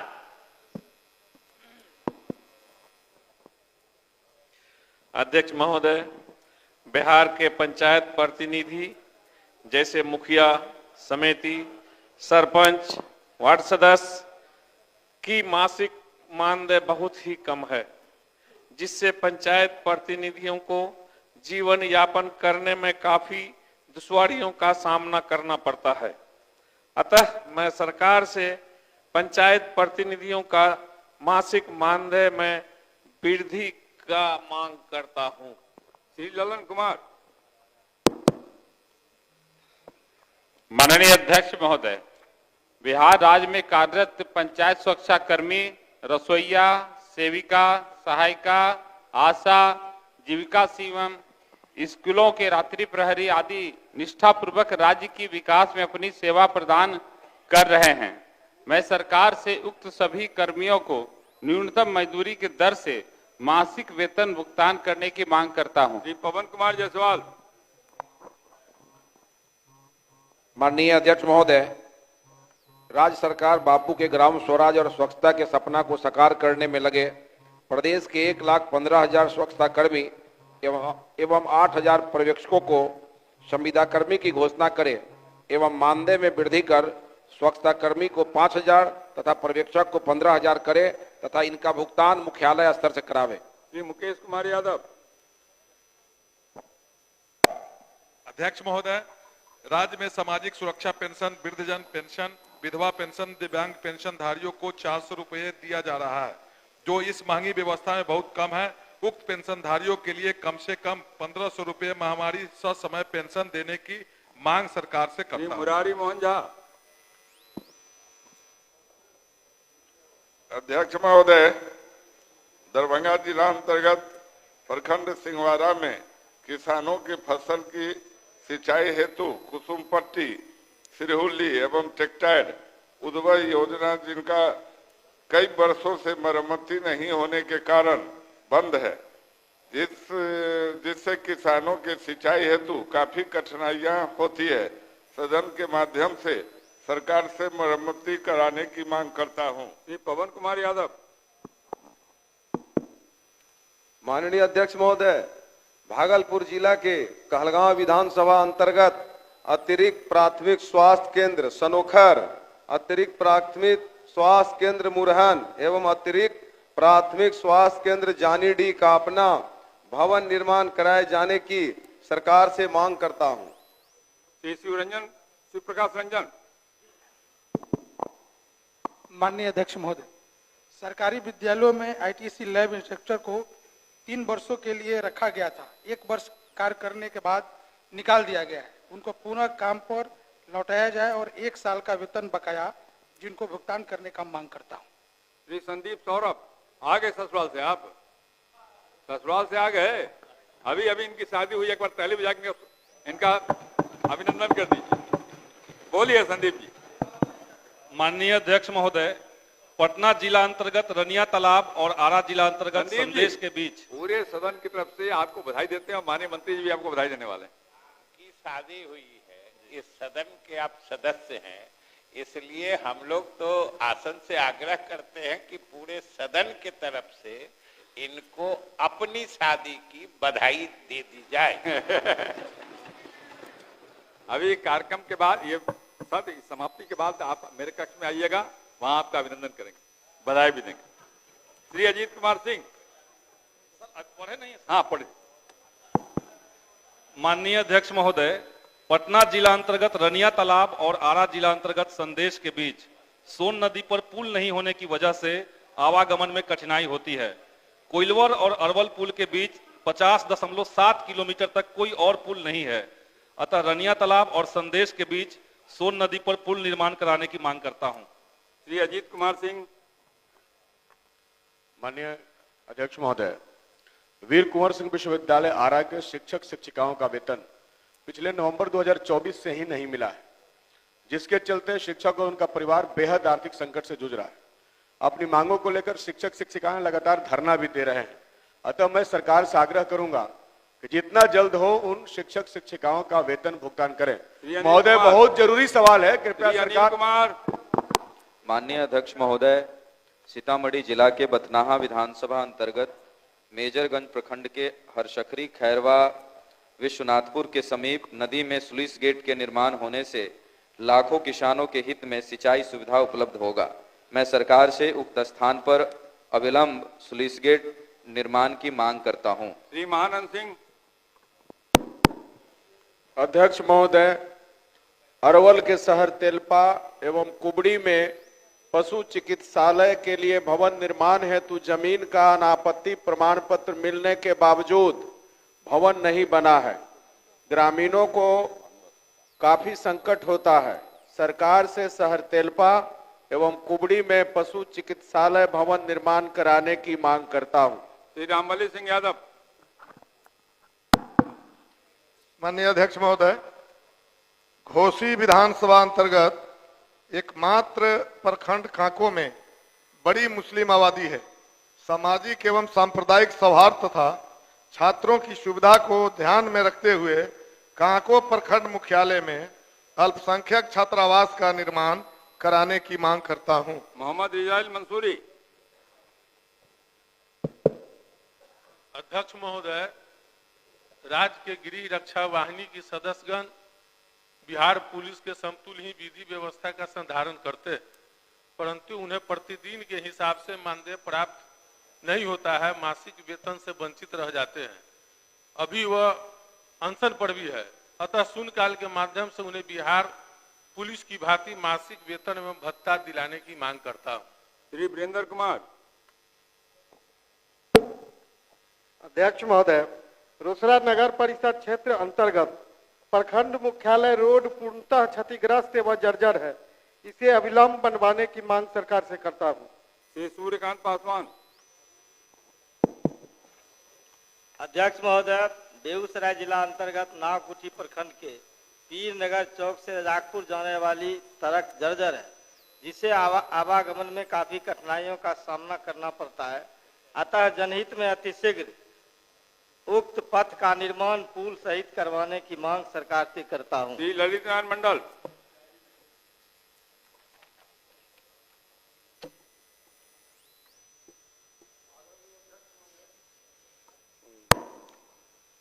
भागलपुर जिला के नगर पंचायत अकबर नगर में उच्च मानक का एक अस्पताल बनाने की मांग सदन के माध्यम से सरकार से करता हूं। धन्यवाद। प्रसाद गुप्ता।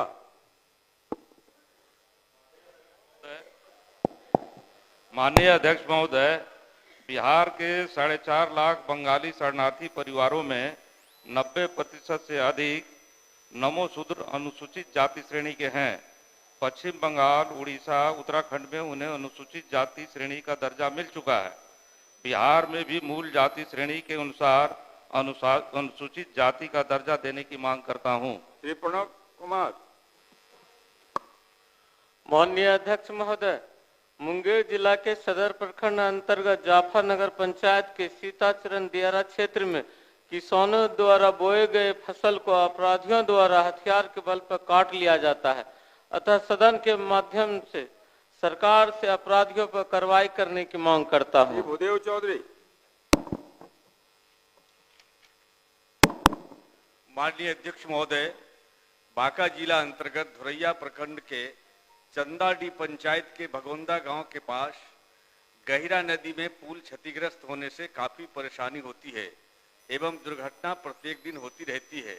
यह पुल 2 प्रखंड मुख्यालय को जोड़ता है, अतः जनहित में पुल के नवनिर्माण कराने की मांग सरकार से करता हूं। श्री विद्यासागर केसरी। अध्यक्ष महोदय, अररिया जिला अंतर्गत फारबिसगंज विधानसभा में चिकित्सा विभाग द्वारा प्रस्तावित 5 स्थानों पर हेल्थ एंड वेलनेस सेंटर एवं रमई गांव में अतिरिक्त स्वास्थ्य केंद्र का निर्माण कार्य विभाग की लापरवाही से संवेदकों द्वारा आधा अधूरा कर छोड़ दिया गया है। यथाशीघ्र सभी प्रस्तावित निर्माण कार्य संपन्न कराने एवं दोषियों पर कार्रवाई की मांग सदन से करता हूं। श्री जयप्रकाश यादव।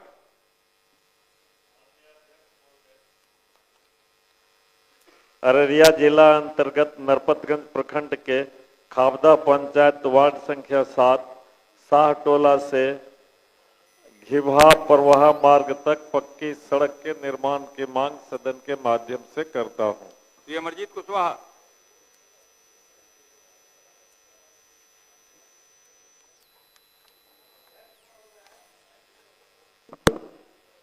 अध्यक्ष महोदय, बिहार के सभी पंचायतों में कार्यरत विकास मित्र जो बिहार के विकास में अहम भूमिका अदा कर रहे हैं, बढ़ती महंगाई को देखते हुए इनका मानदेय बढ़ाया जाए तथा राज्य कर्मी का दर्जा देते हुए 7वां वेतन आयोग के अनुसार वेतन मांग देने का मांग करता हूं। श्री छत्रपति यादव। अध्यक्ष महोदय, चित्रकूट थाना खगड़िया केस नंबर 2724 दिनांक 25/5/2024 में राजनीति साजिश तहत कार्यालाल यादव एवं अमन कुमार छात्र को फंसाया गया है, जिसकी गंभीरतापूर्वक जांच की जरूरत है। उप महानिरीक्षक बेगूसराय स्तर पर केस नंबर 2724 को पुनः अनुसंधान समीक्षा करते हुए कार्यालय यादव एवं छात्र अमन कुमार को दोष मुक्त करने हेतु निर्देश देने का सरकार से मांग करता हूं। श्री अख्तरुल ईमान। माननीय अध्यक्ष महोदय, पूर्णिया जिला अंतर्गत बैसा प्रखंड के कटहलबारी पीएमजेएसवाई रोड से अर्थात जाने वाली सड़क का कार्य प्रारंभ वर्ष 2020 में हुआ था, किंतु संवेदक द्वारा अभी तक कार्य पूर्ण नहीं कराया गया है, जिस कारण ग्रामीणों में काफी निराशा एवं आक्रोश है। अतः कार्य के प्रति लापरवाही बरतने वाले संवेदक के विरुद्ध कार्रवाई करने तथा कार्य को शीघ्र पूर्ण करने की मांग मैं सदन से करता हूं। श्री रामरतन सिंह।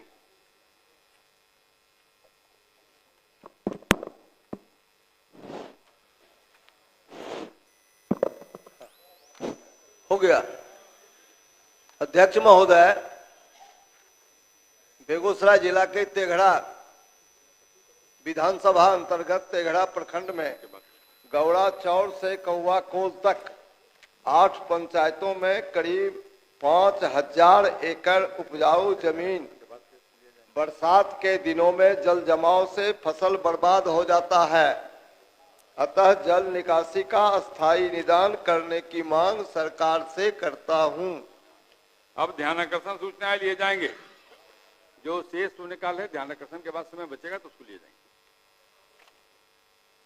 श्री अरुण शंकर प्रसाद।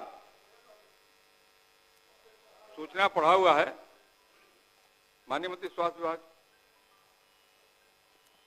माननीय अध्यक्ष महोदय, वस्तु स्थिति यह है कि वर्तमान में अक्टूबर 2022 से राज्य के सभी जिलों में कैंसर रोग की रोकथाम एवं उपचार हेतु निम्नांकित गतिविधियों का संचालन किया जा रहा है। राज्य के सभी जिलों में कैंसर मरीजों की खोज हेतु प्रचार प्रसार की गतिविधियों के साथ साथ कैंसर स्क्रीनिंग कैंप का आयोजन किया जा रहा है। होमी भाभा कैंसर अस्पताल व अनुसंधान केंद्र के द्वारा जागरूकता अभियान भी चलाया जा रहा है। राज्य के 6 जिलों यथा पटना, मुजफ्फरपुर, गया, दरभंगा, पूर्णिया एवं भागलपुर में डे केयर कीमोथेरेपी सेंटर का संचालन किया जा रहा है। बायोप्सी के माध्यम से कैंसर रोग की सभी जिला अस्पतालों में पहचान हेतु जांच की जाती है। महावीर कैंसर संस्थान में राज्य सरकार की तरफ से पेट सीटी स्कैन के क्रय हेतु 13 करोड़ रुपए की स्वीकृति आदेश संख्या 1015 दिनांक 7/9/15 को एवं बोन मैरो ट्रांसप्लांट हेतु 1,93,00,000 रुपए मशीन क्रय हेतु स्वीकृति आदेश संख्या 1532 प्रदान किया जा चुका है। Savera cancer hospital, Rotary Patna, mid town तथा आरएस मेमोरियल कैंसर सोसाइटी को कैंसर रोग के स्क्रीनिंग में सहयोग प्रदान करने हेतु स्वास्थ्य विभाग द्वारा पत्रांक 2 दिनांक 17/1/25 द्वारा राज्य के सभी सिविल सर्जन को निर्देश दिया गया है इनके द्वारा चरणबद्ध तरीके से स्क्रीनिंग एवं जागरूकता अभियान चलाने का भी कार्य किया जा रहा है। एसकेएमसीएच मुजफ्फरपुर में कुल 10,295 कैंसर निदान हेतु शल्य चिकित्सा किया गया तथा एनएमसीएच पटना में 1 वर्ष 6 माह में कुल 574 कैंसर निदान हेतु शल्य चिकित्सा किया गया। होमी भाभा कैंसर अस्पताल व अनुसंधान केंद्र के द्वारा अब तक कुल 23 लाख स्क्रीनिंग किया गया, जिसमें कुल 4,021 कैंसर के मरीज चिन्हित किए गए। साथ ही कुल 52,905 मरीजों को कीमोथेरेपी प्रदान की गई। 23 जनवरी 2025 को दरभंगा के गंगवाड़ा अस्पताल में 100 बेड का मुख एवं गले के कैंसर के इलाज के लिए विशेष अस्पताल की स्थापना की गई, उद्घाटन किया गया। राज्य सरकार 112 करोड़ की लागत से पैलिएटिव केयर की 100 शैय्या वाली अस्पताल मुजफ्फरपुर में स्थापित करने जा रही है, जिसकी शुरुआत शीघ्र होगी। बिहार सरकार द्वारा आईजीआईएमएस पटना में राज्य कैंसर संस्थान जो 100 शैय्या बेड का है में कैंसर पीड़ित मरीजों को सुविधाएं प्रदान की जा रही हैं। कैंसर के इलाज हेतु मुख्यमंत्री चिकित्सा सहायता कोष से चिकित्सा अनुदान राशि प्रदान की जाती है। कैंसर मरीजों को रेडियोथेरेपी की सुविधाएं आईजीआईएमएस पटना एवं पीएमसीएच पटना एम्स पटना तथा होमी भाभा कैंसर अस्पताल व अनुसंधान केंद्र मुजफ्फरपुर में उपलब्ध है। अगले 2 माह के अंदर मुजफ्फरपुर में 425 करोड़ रुपए की लागत से होमी भाभा कैंसर संस्थान में नए हॉस्पिटल का उद्घाटन किया जाएगा। डे केयर सेंटर के कैंसर के मरीजों की कीमोथेरेपी हेतु कुल 59 दवा निःशुल्क उपलब्ध कराने की व्यवस्था की गई है। 9 से 14 आयु वर्ग की किशोरियों को सर्वाइकल कैंसर से बचाव हेतु निःशुल्क टीकाकरण की शुरुआत कर दी गई है। ऐसा करने वाला बिहार देश का इकलौता राज्य है। सीड संस्था द्वारा कैंसर के नियंत्रण रोकथाम हेतु तंबाकू नियंत्रण कार्यक्रम में युवाओं के बीच जागरूकता अभियान चलाकर सरकार को तकनीकी सहयोग दिया जा रहा है। अध्यक्ष महोदय, माननीय मंत्री जी ने अपने उत्तर में विस्तार से कैंसर जैसे घातक बीमारियों के बचाव के लिए जो किए जा सकते हैं उसके बारे में उन्होंने चर्चा किया है। उन्होंने सभी जिलों के सिविल सर्जन को भी निर्देश दिया है इसके लिए। लेकिन मैं माननीय मंत्री जी से ये जानना चाहता हूं महोदय कि क्या सभी जिलों में कैंसर जैसे घातक बीमारी के लिए आप सर्वे कराकर पूर्णतः एक समय सीमा के अंदर, जैसे 1 वर्ष का समय निर्धारित हो या 6 माह का समय निर्धारित हो, चूंकि जिस गति से कैंसर का मरीज मिल रहा है महोदय, आपने माननीय मंत्री जी के उत्तर में भी सुना है कि 22 लाख लोगों में लगभग 4,000 कैंसर का मरीज मिला है महोदय। तो ये गति बहुत तेज है और बड़ी तीव्र गति से ये हो रहा है। और जिस परिवार में कैंसर हुआ महोदय वो उजड़ गया, कोई परिवार सुरक्षित नहीं रहा। इसलिए मेरा मानना है 12:30 तक ही सदन है जी, 12:30 तक है। इसलिए बाकियों का भी है। 1 मिनट भी नहीं लिया हूं महोदय, अभी आपका 10 मिनट शेष है महोदय। 3 क्वेश्चन है आपका, मैं देख रहा हूं सर।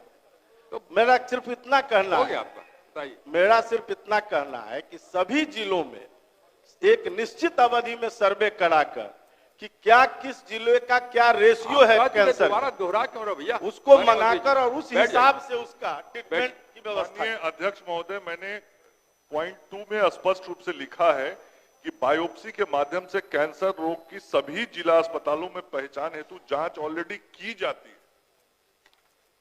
श्री सुधांशु शेखर महोदय, मेरा केवल समय से था कि सर्वे एक समय अवधि के अंदर कैंसर की कराने का। बीमारी हमेशा होती रहती है, बढ़ती रहती है, लगातार सरकार प्रयत्न कर रही है। और कैंसर के बारे में मुझसे ज्यादा थोड़ी जानते हैं आप। मैंने अपनी पत्नी खोया, मैंने अपना भाई खोया है, मैं ज्यादा जानता हूँ। सरकार जितना काम कर रही है उतना कोई ने कभी नहीं कर पाया। अभी बैठ जाइए। श्री सुधांशु शेखर, पढ़िए अपनी सूचनाएं। माननीय अध्यक्ष महोदय, राज्य में जन प्रणाली की दुकानों की संचालित करने वाले डीलरों की अनाज वितरण करने पर जो कमीशन दिया जाता है वह काफ़ी कम दिया जाता है। इस कारण डीलरों को जीवन यापन में काफ़ी कठिनाई होती है। उन्हें हमेशा आर्थिक तंगी का सामना करना पड़ता है। जन वितरण प्रणाली के डीलर हमेशा जनता की सेवा में लगे रहते हैं, जिस कारण ही लोगों को अनाज की उपलब्धता हो पाती है। अतः हम जन वितरण प्रणाली के दुकानदारों को कमीशन कम से कम दोगुना करने हेतु सदन के माध्यम से सरकार का ध्यान आकृष्ट करता हूं। माननीय मंत्री। अध्यक्ष महोदय, राष्ट्रीय खाद्य सुरक्षा अधिनियम 2013 के अंतर्गत खाद्य सुरक्षा नियम 2015 के तहत उचित मूल्य के दुकानों के संचालकों को उनके द्वारा वितरण किए गए कुल खाद्यान्न की मात्रा के विरुद्ध 70 रुपए प्रति क्विंटल की दर से मार्जिन मनी का भुगतान किया जा रहा था। कालांतर में खाद्य सुरक्षा संशोधन नियम 2022 के अधिसूचित होने के पश्चात राज्य सरकार द्वारा दिनांक 1/4/22 से उचित दर दुकानों के डीलरों के मार्जिन मनी को 70 रुपए प्रति क्विंटल से बढ़ाकर कुल 90 रुपए प्रति क्विंटल किया गया, जिसके आलोक में वर्तमान में उचित मूल्य के दुकानों के संचालकों द्वारा वितरण किए गए कुल खाद्यान्न की मात्रा के विरुद्ध 90 रुपए प्रति क्विंटल की दर से मार्जिन मनी का भुगतान किया जा रहा है। उल्लेखनीय है कि राष्ट्रीय खाद्य सुरक्षा अधिनियम 2013 के तहत भारत सरकार द्वारा उपलब्ध कराए जाने वाले खाद्यान्न को राज्य सरकार द्वारा जन वितरण प्रणाली विक्रेताओं के माध्यम से निःशुल्क वितरण कराया जा रहा है। चूंकि यह योजना केंद्र प्रायोजित है, जिसके अंतर्गत खाद्य सुरक्षा नियम 2015 एवं खाद्य सुरक्षा संशोधन नियम 2022 के तहत जन वितरण प्रणाली विक्रेताओं को दे बेसिक डीलर्स मार्जिन हेतु केंद्रीय सहायता एवं राज्यांश की राशि का प्रतिशत क्रमशः 50-50 निर्धारित है। वर्तमान में भारत सरकार द्वारा बेसिक डीलर मार्जिन हेतु 90 रुपया प्रति क्विंटल का दर निर्धारित है, जिसमें केंद्रीय सहायता की राशि के रूप में 45 रुपए प्रति क्विंटल एवं राज्यांश के रूप में शेष 45 रुपए प्रति क्विंटल की दर से राशि का व्यय किया जा रहा है। तथापि यदि भारत सरकार द्वारा बेसिक डीलर मार्जिन की दर को संशोधित किया जाता है तो तदनुरूप राज्य सरकार द्वारा भी उक्त दर में संशोधन करते हुए डीलर्स मार्जिन में वृद्धि कर दी जाएगी। ठीक है। श्री सत्यवराम।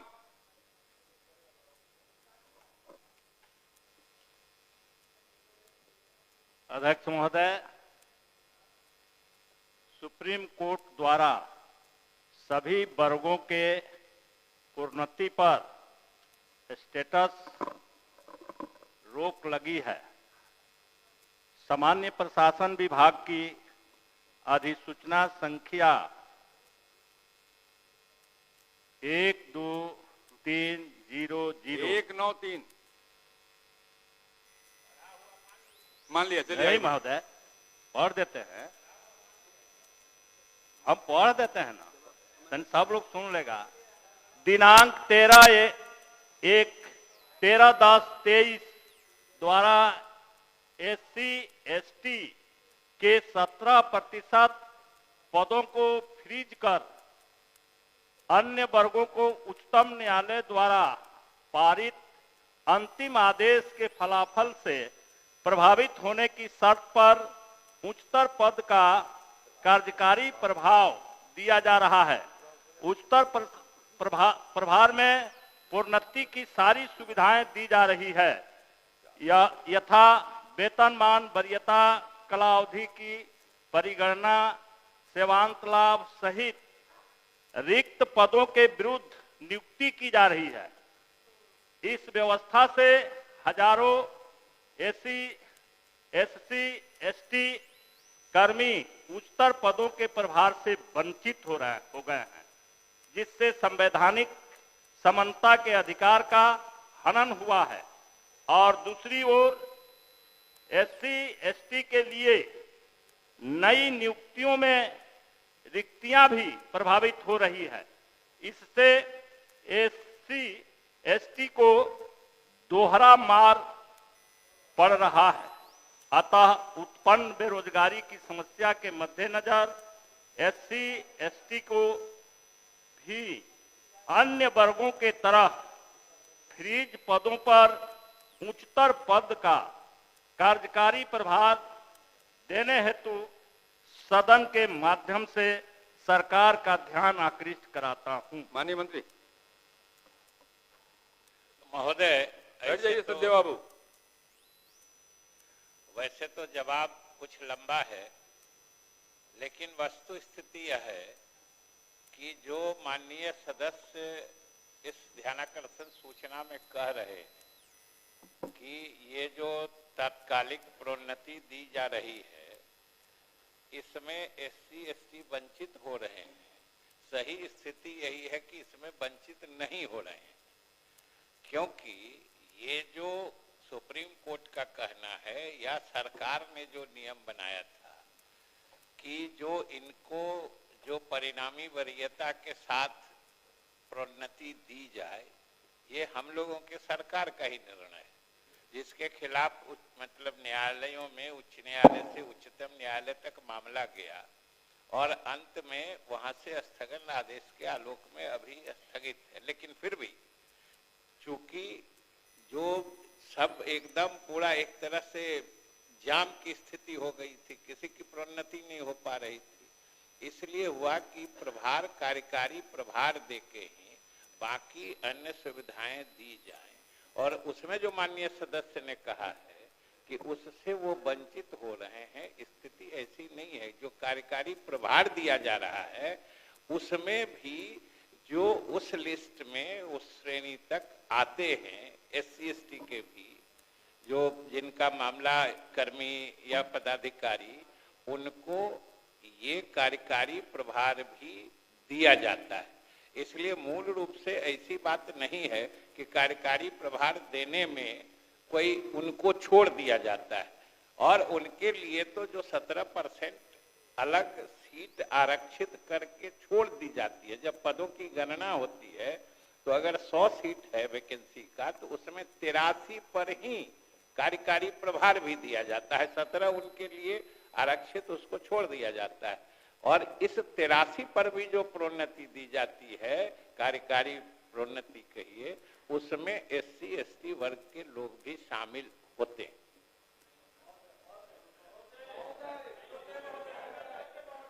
बैठ जाइए, बैठिए, बैठिए, ये क्या तरीका है? बैठिए, अरे बैठिए ना, अरे बोल रहे हैं।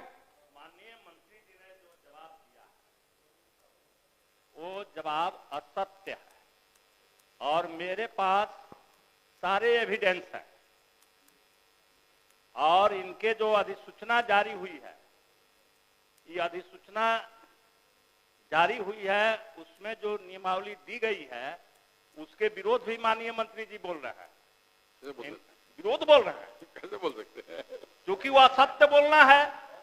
अभी तो यही बात है कि इस नियमावली को लागू होने से ये पूरे अनुसूचित जाति, अनुसूचित जनजाति आज उच्चतर पदों पर जाने से वंचित हो रहा है। महोदय, यही नहीं, अब वो पद से ऊपर नहीं जा रहा है तो निचला पद खाली नहीं हो रहा है, तो उसको दोहरी मार झेलनी पड़ रही है। तो हम ये कह रहे हैं कि आपका जब ये जाम हो रहा था तो सारे वर्ग के लोगों के लिए आपने खुला किया, तो अनुसूचित जाति, अनुसूचित जनजाति के लिए फ्रीज क्यों किया? वो भी चलते, और जब हाई कोर्ट का निर्णय आता तो आप इनको भी उसी तरह से लागू करते जिस तरह से उनके लिए आपने व्यवस्था की है। बैठ जाइए माननीय मंत्री महोदय। हम ये समझ नहीं पाए किसके हित की बात कर रहे हैं। कारण जिन उनके लिए जो व्यवस्था किए हैं वो इनके लिए भी करिए। तो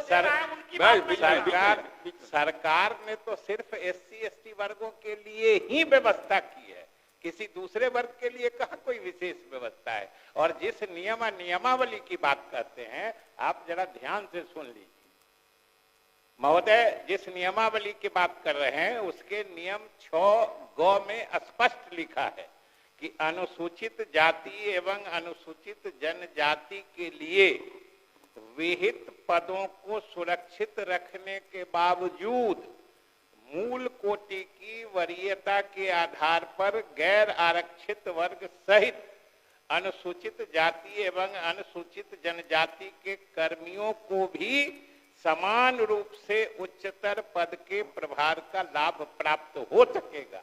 यह तो नियमावली में स्पष्ट है और इसी नियम से सरकार कर रही है। इसमें आपको कहाँ मतलब क्या दिक्कत? और अगर इस नियम का कहीं उल्लंघन हो रहा है तो आप मामला दीजिए, सरकार तत्काल कार्रवाई करेगी। ठीक है, लेकिन बिना समझे जो सरकार उल्लंघन कर रही है। और महोदय, हम तो ये स्पष्ट रूप से इस सदन को बताना चाहते हैं कि ये सारा मामला आया ही है बिहार सरकार ने SC ST के कर्मियों या पदाधिकारियों के हित में जब इनको परिणामी वरीयता के साथ प्रोन्नति देने का फैसला लिया, उसी के कारण मामला कोर्ट में गया। सरकार की नीयत तो साफ है, हम ही ने नियम बनाया। इनको अलग से जो दोहरी मार कह रहे हैं, इनको दोहरा लाभ देने का निर्णय बिहार सरकार का है, और ये कहां बीच में बिना समझे इसको डाइवर्ट कर रहे हैं। बिना समझे सवाल है महोदय। मंत्री जी कह रहे हैं तो मैं भी पढ़ के सुना दे रहा हूं कि इस नियमावली के अधीन अस्थायी स्थापन कार्यकारी व्यवस्था के लिए रोस्टर क्लियरेंस की व्यवस्था नियमित प्रोन्नति की व्यवस्था आरंभ होने तक स्थगित रखी जाएगी। तो ये फ्रीज करने की जरूरत सरकार को क्यों पड़ गई? सबके लिए आप एक महोदय महोदय हमने तो कहा ही है कि सरकार मंत्री बैठिए पहले, सदैव जी बैठिए पहले। हाँ आप बोलिए मंत्री। महोदय हमने तो कहा है कि सरकार बड़े साफ मन से SC ST के कर्मियों को दोहरा लाभ देने के लिए हमने नियम बनाया था। कोई हम वंचित करने के लिए ये नियम किसी दूसरे का कहा हुआ नहीं है, हम ही लोग की सरकार ने बनाया था। और चूंकि मामला कोर्ट के हस्तक्षेप के कारण रुका हुआ है, और ये भी जान लीजिए जब कोर्ट ने रोका है तो ये वो नियम लागू रहे परिणामी वरीयता के साथ प्रोन्नति, इसके लिए SLP में बिहार सरकार ही उच्चतम न्यायालय गई है। जो SC ST अधिकारियों कर्मियों के हित में उनको दोहरा लाभ दिया जाए, इसी के लिए सरकार उच्चतम न्यायालय गई है। लेकिन अभी तो सदैव बाबू महोदय ये सुनिए जाए, आप बैठिए। सरकार दोहरा लाभ देने के लिए उच्चतम न्यायालय में गई है, लेकिन हम ये नहीं समझ पा रहे हैं कि उच्चतम न्यायालय के फैसले के अंतिम फैसले के फलाफल इसे अनुसूचित जाति अनुसूचित जनजाति पर ही क्यों पड़ रहा? बैठिए बताते हैं। आप 17% जो फ्रीज किया है उसको वापस लीजिए, और नहीं तो ये पूरे बिहार के अनुसूचित जाति अनुसूचित जनजाति के ये विरुद्ध है। हम आपसे यही अपील करते हैं कि सबका जब होगा तो उसमें जो घटाना बढ़ाना होगा, अनुसूचित जाति अनुसूचित जनजाति को उसी रेशियो में घटाइएगा, लेकिन अभी ये फ्रीज पद को खाली करिए।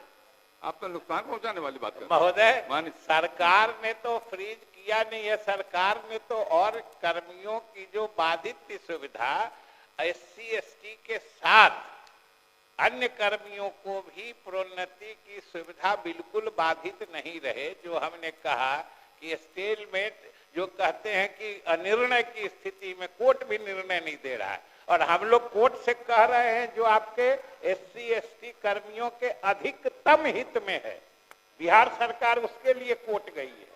ये हमेशा याद रखिए कि बिहार सरकार उनके अधिकतम हित को संरक्षित करने के लिए हमने उच्चतम न्यायालय का दरवाजा खटखटाया है। महोदय माननीय सदस्यगण, आज दिनांक 7 मार्च 2025 के लिए समय बहुत हो गया, पूरा जवाब आया, स्पष्ट जवाब आ गया। माननीय सदस्यों द्वारा दी गई शून्यकाल की सूचनाओं को पढ़ा हुआ माना जाता है एवं उन्हें शून्यकाल समिति को सुपुर्द किया जाता है। अब सभा की कार्रवाई 2 बजे दिन तक के लिए स्थगित की जाती है। पर्याप्त हुआ, जवाब स्पष्ट हुआ।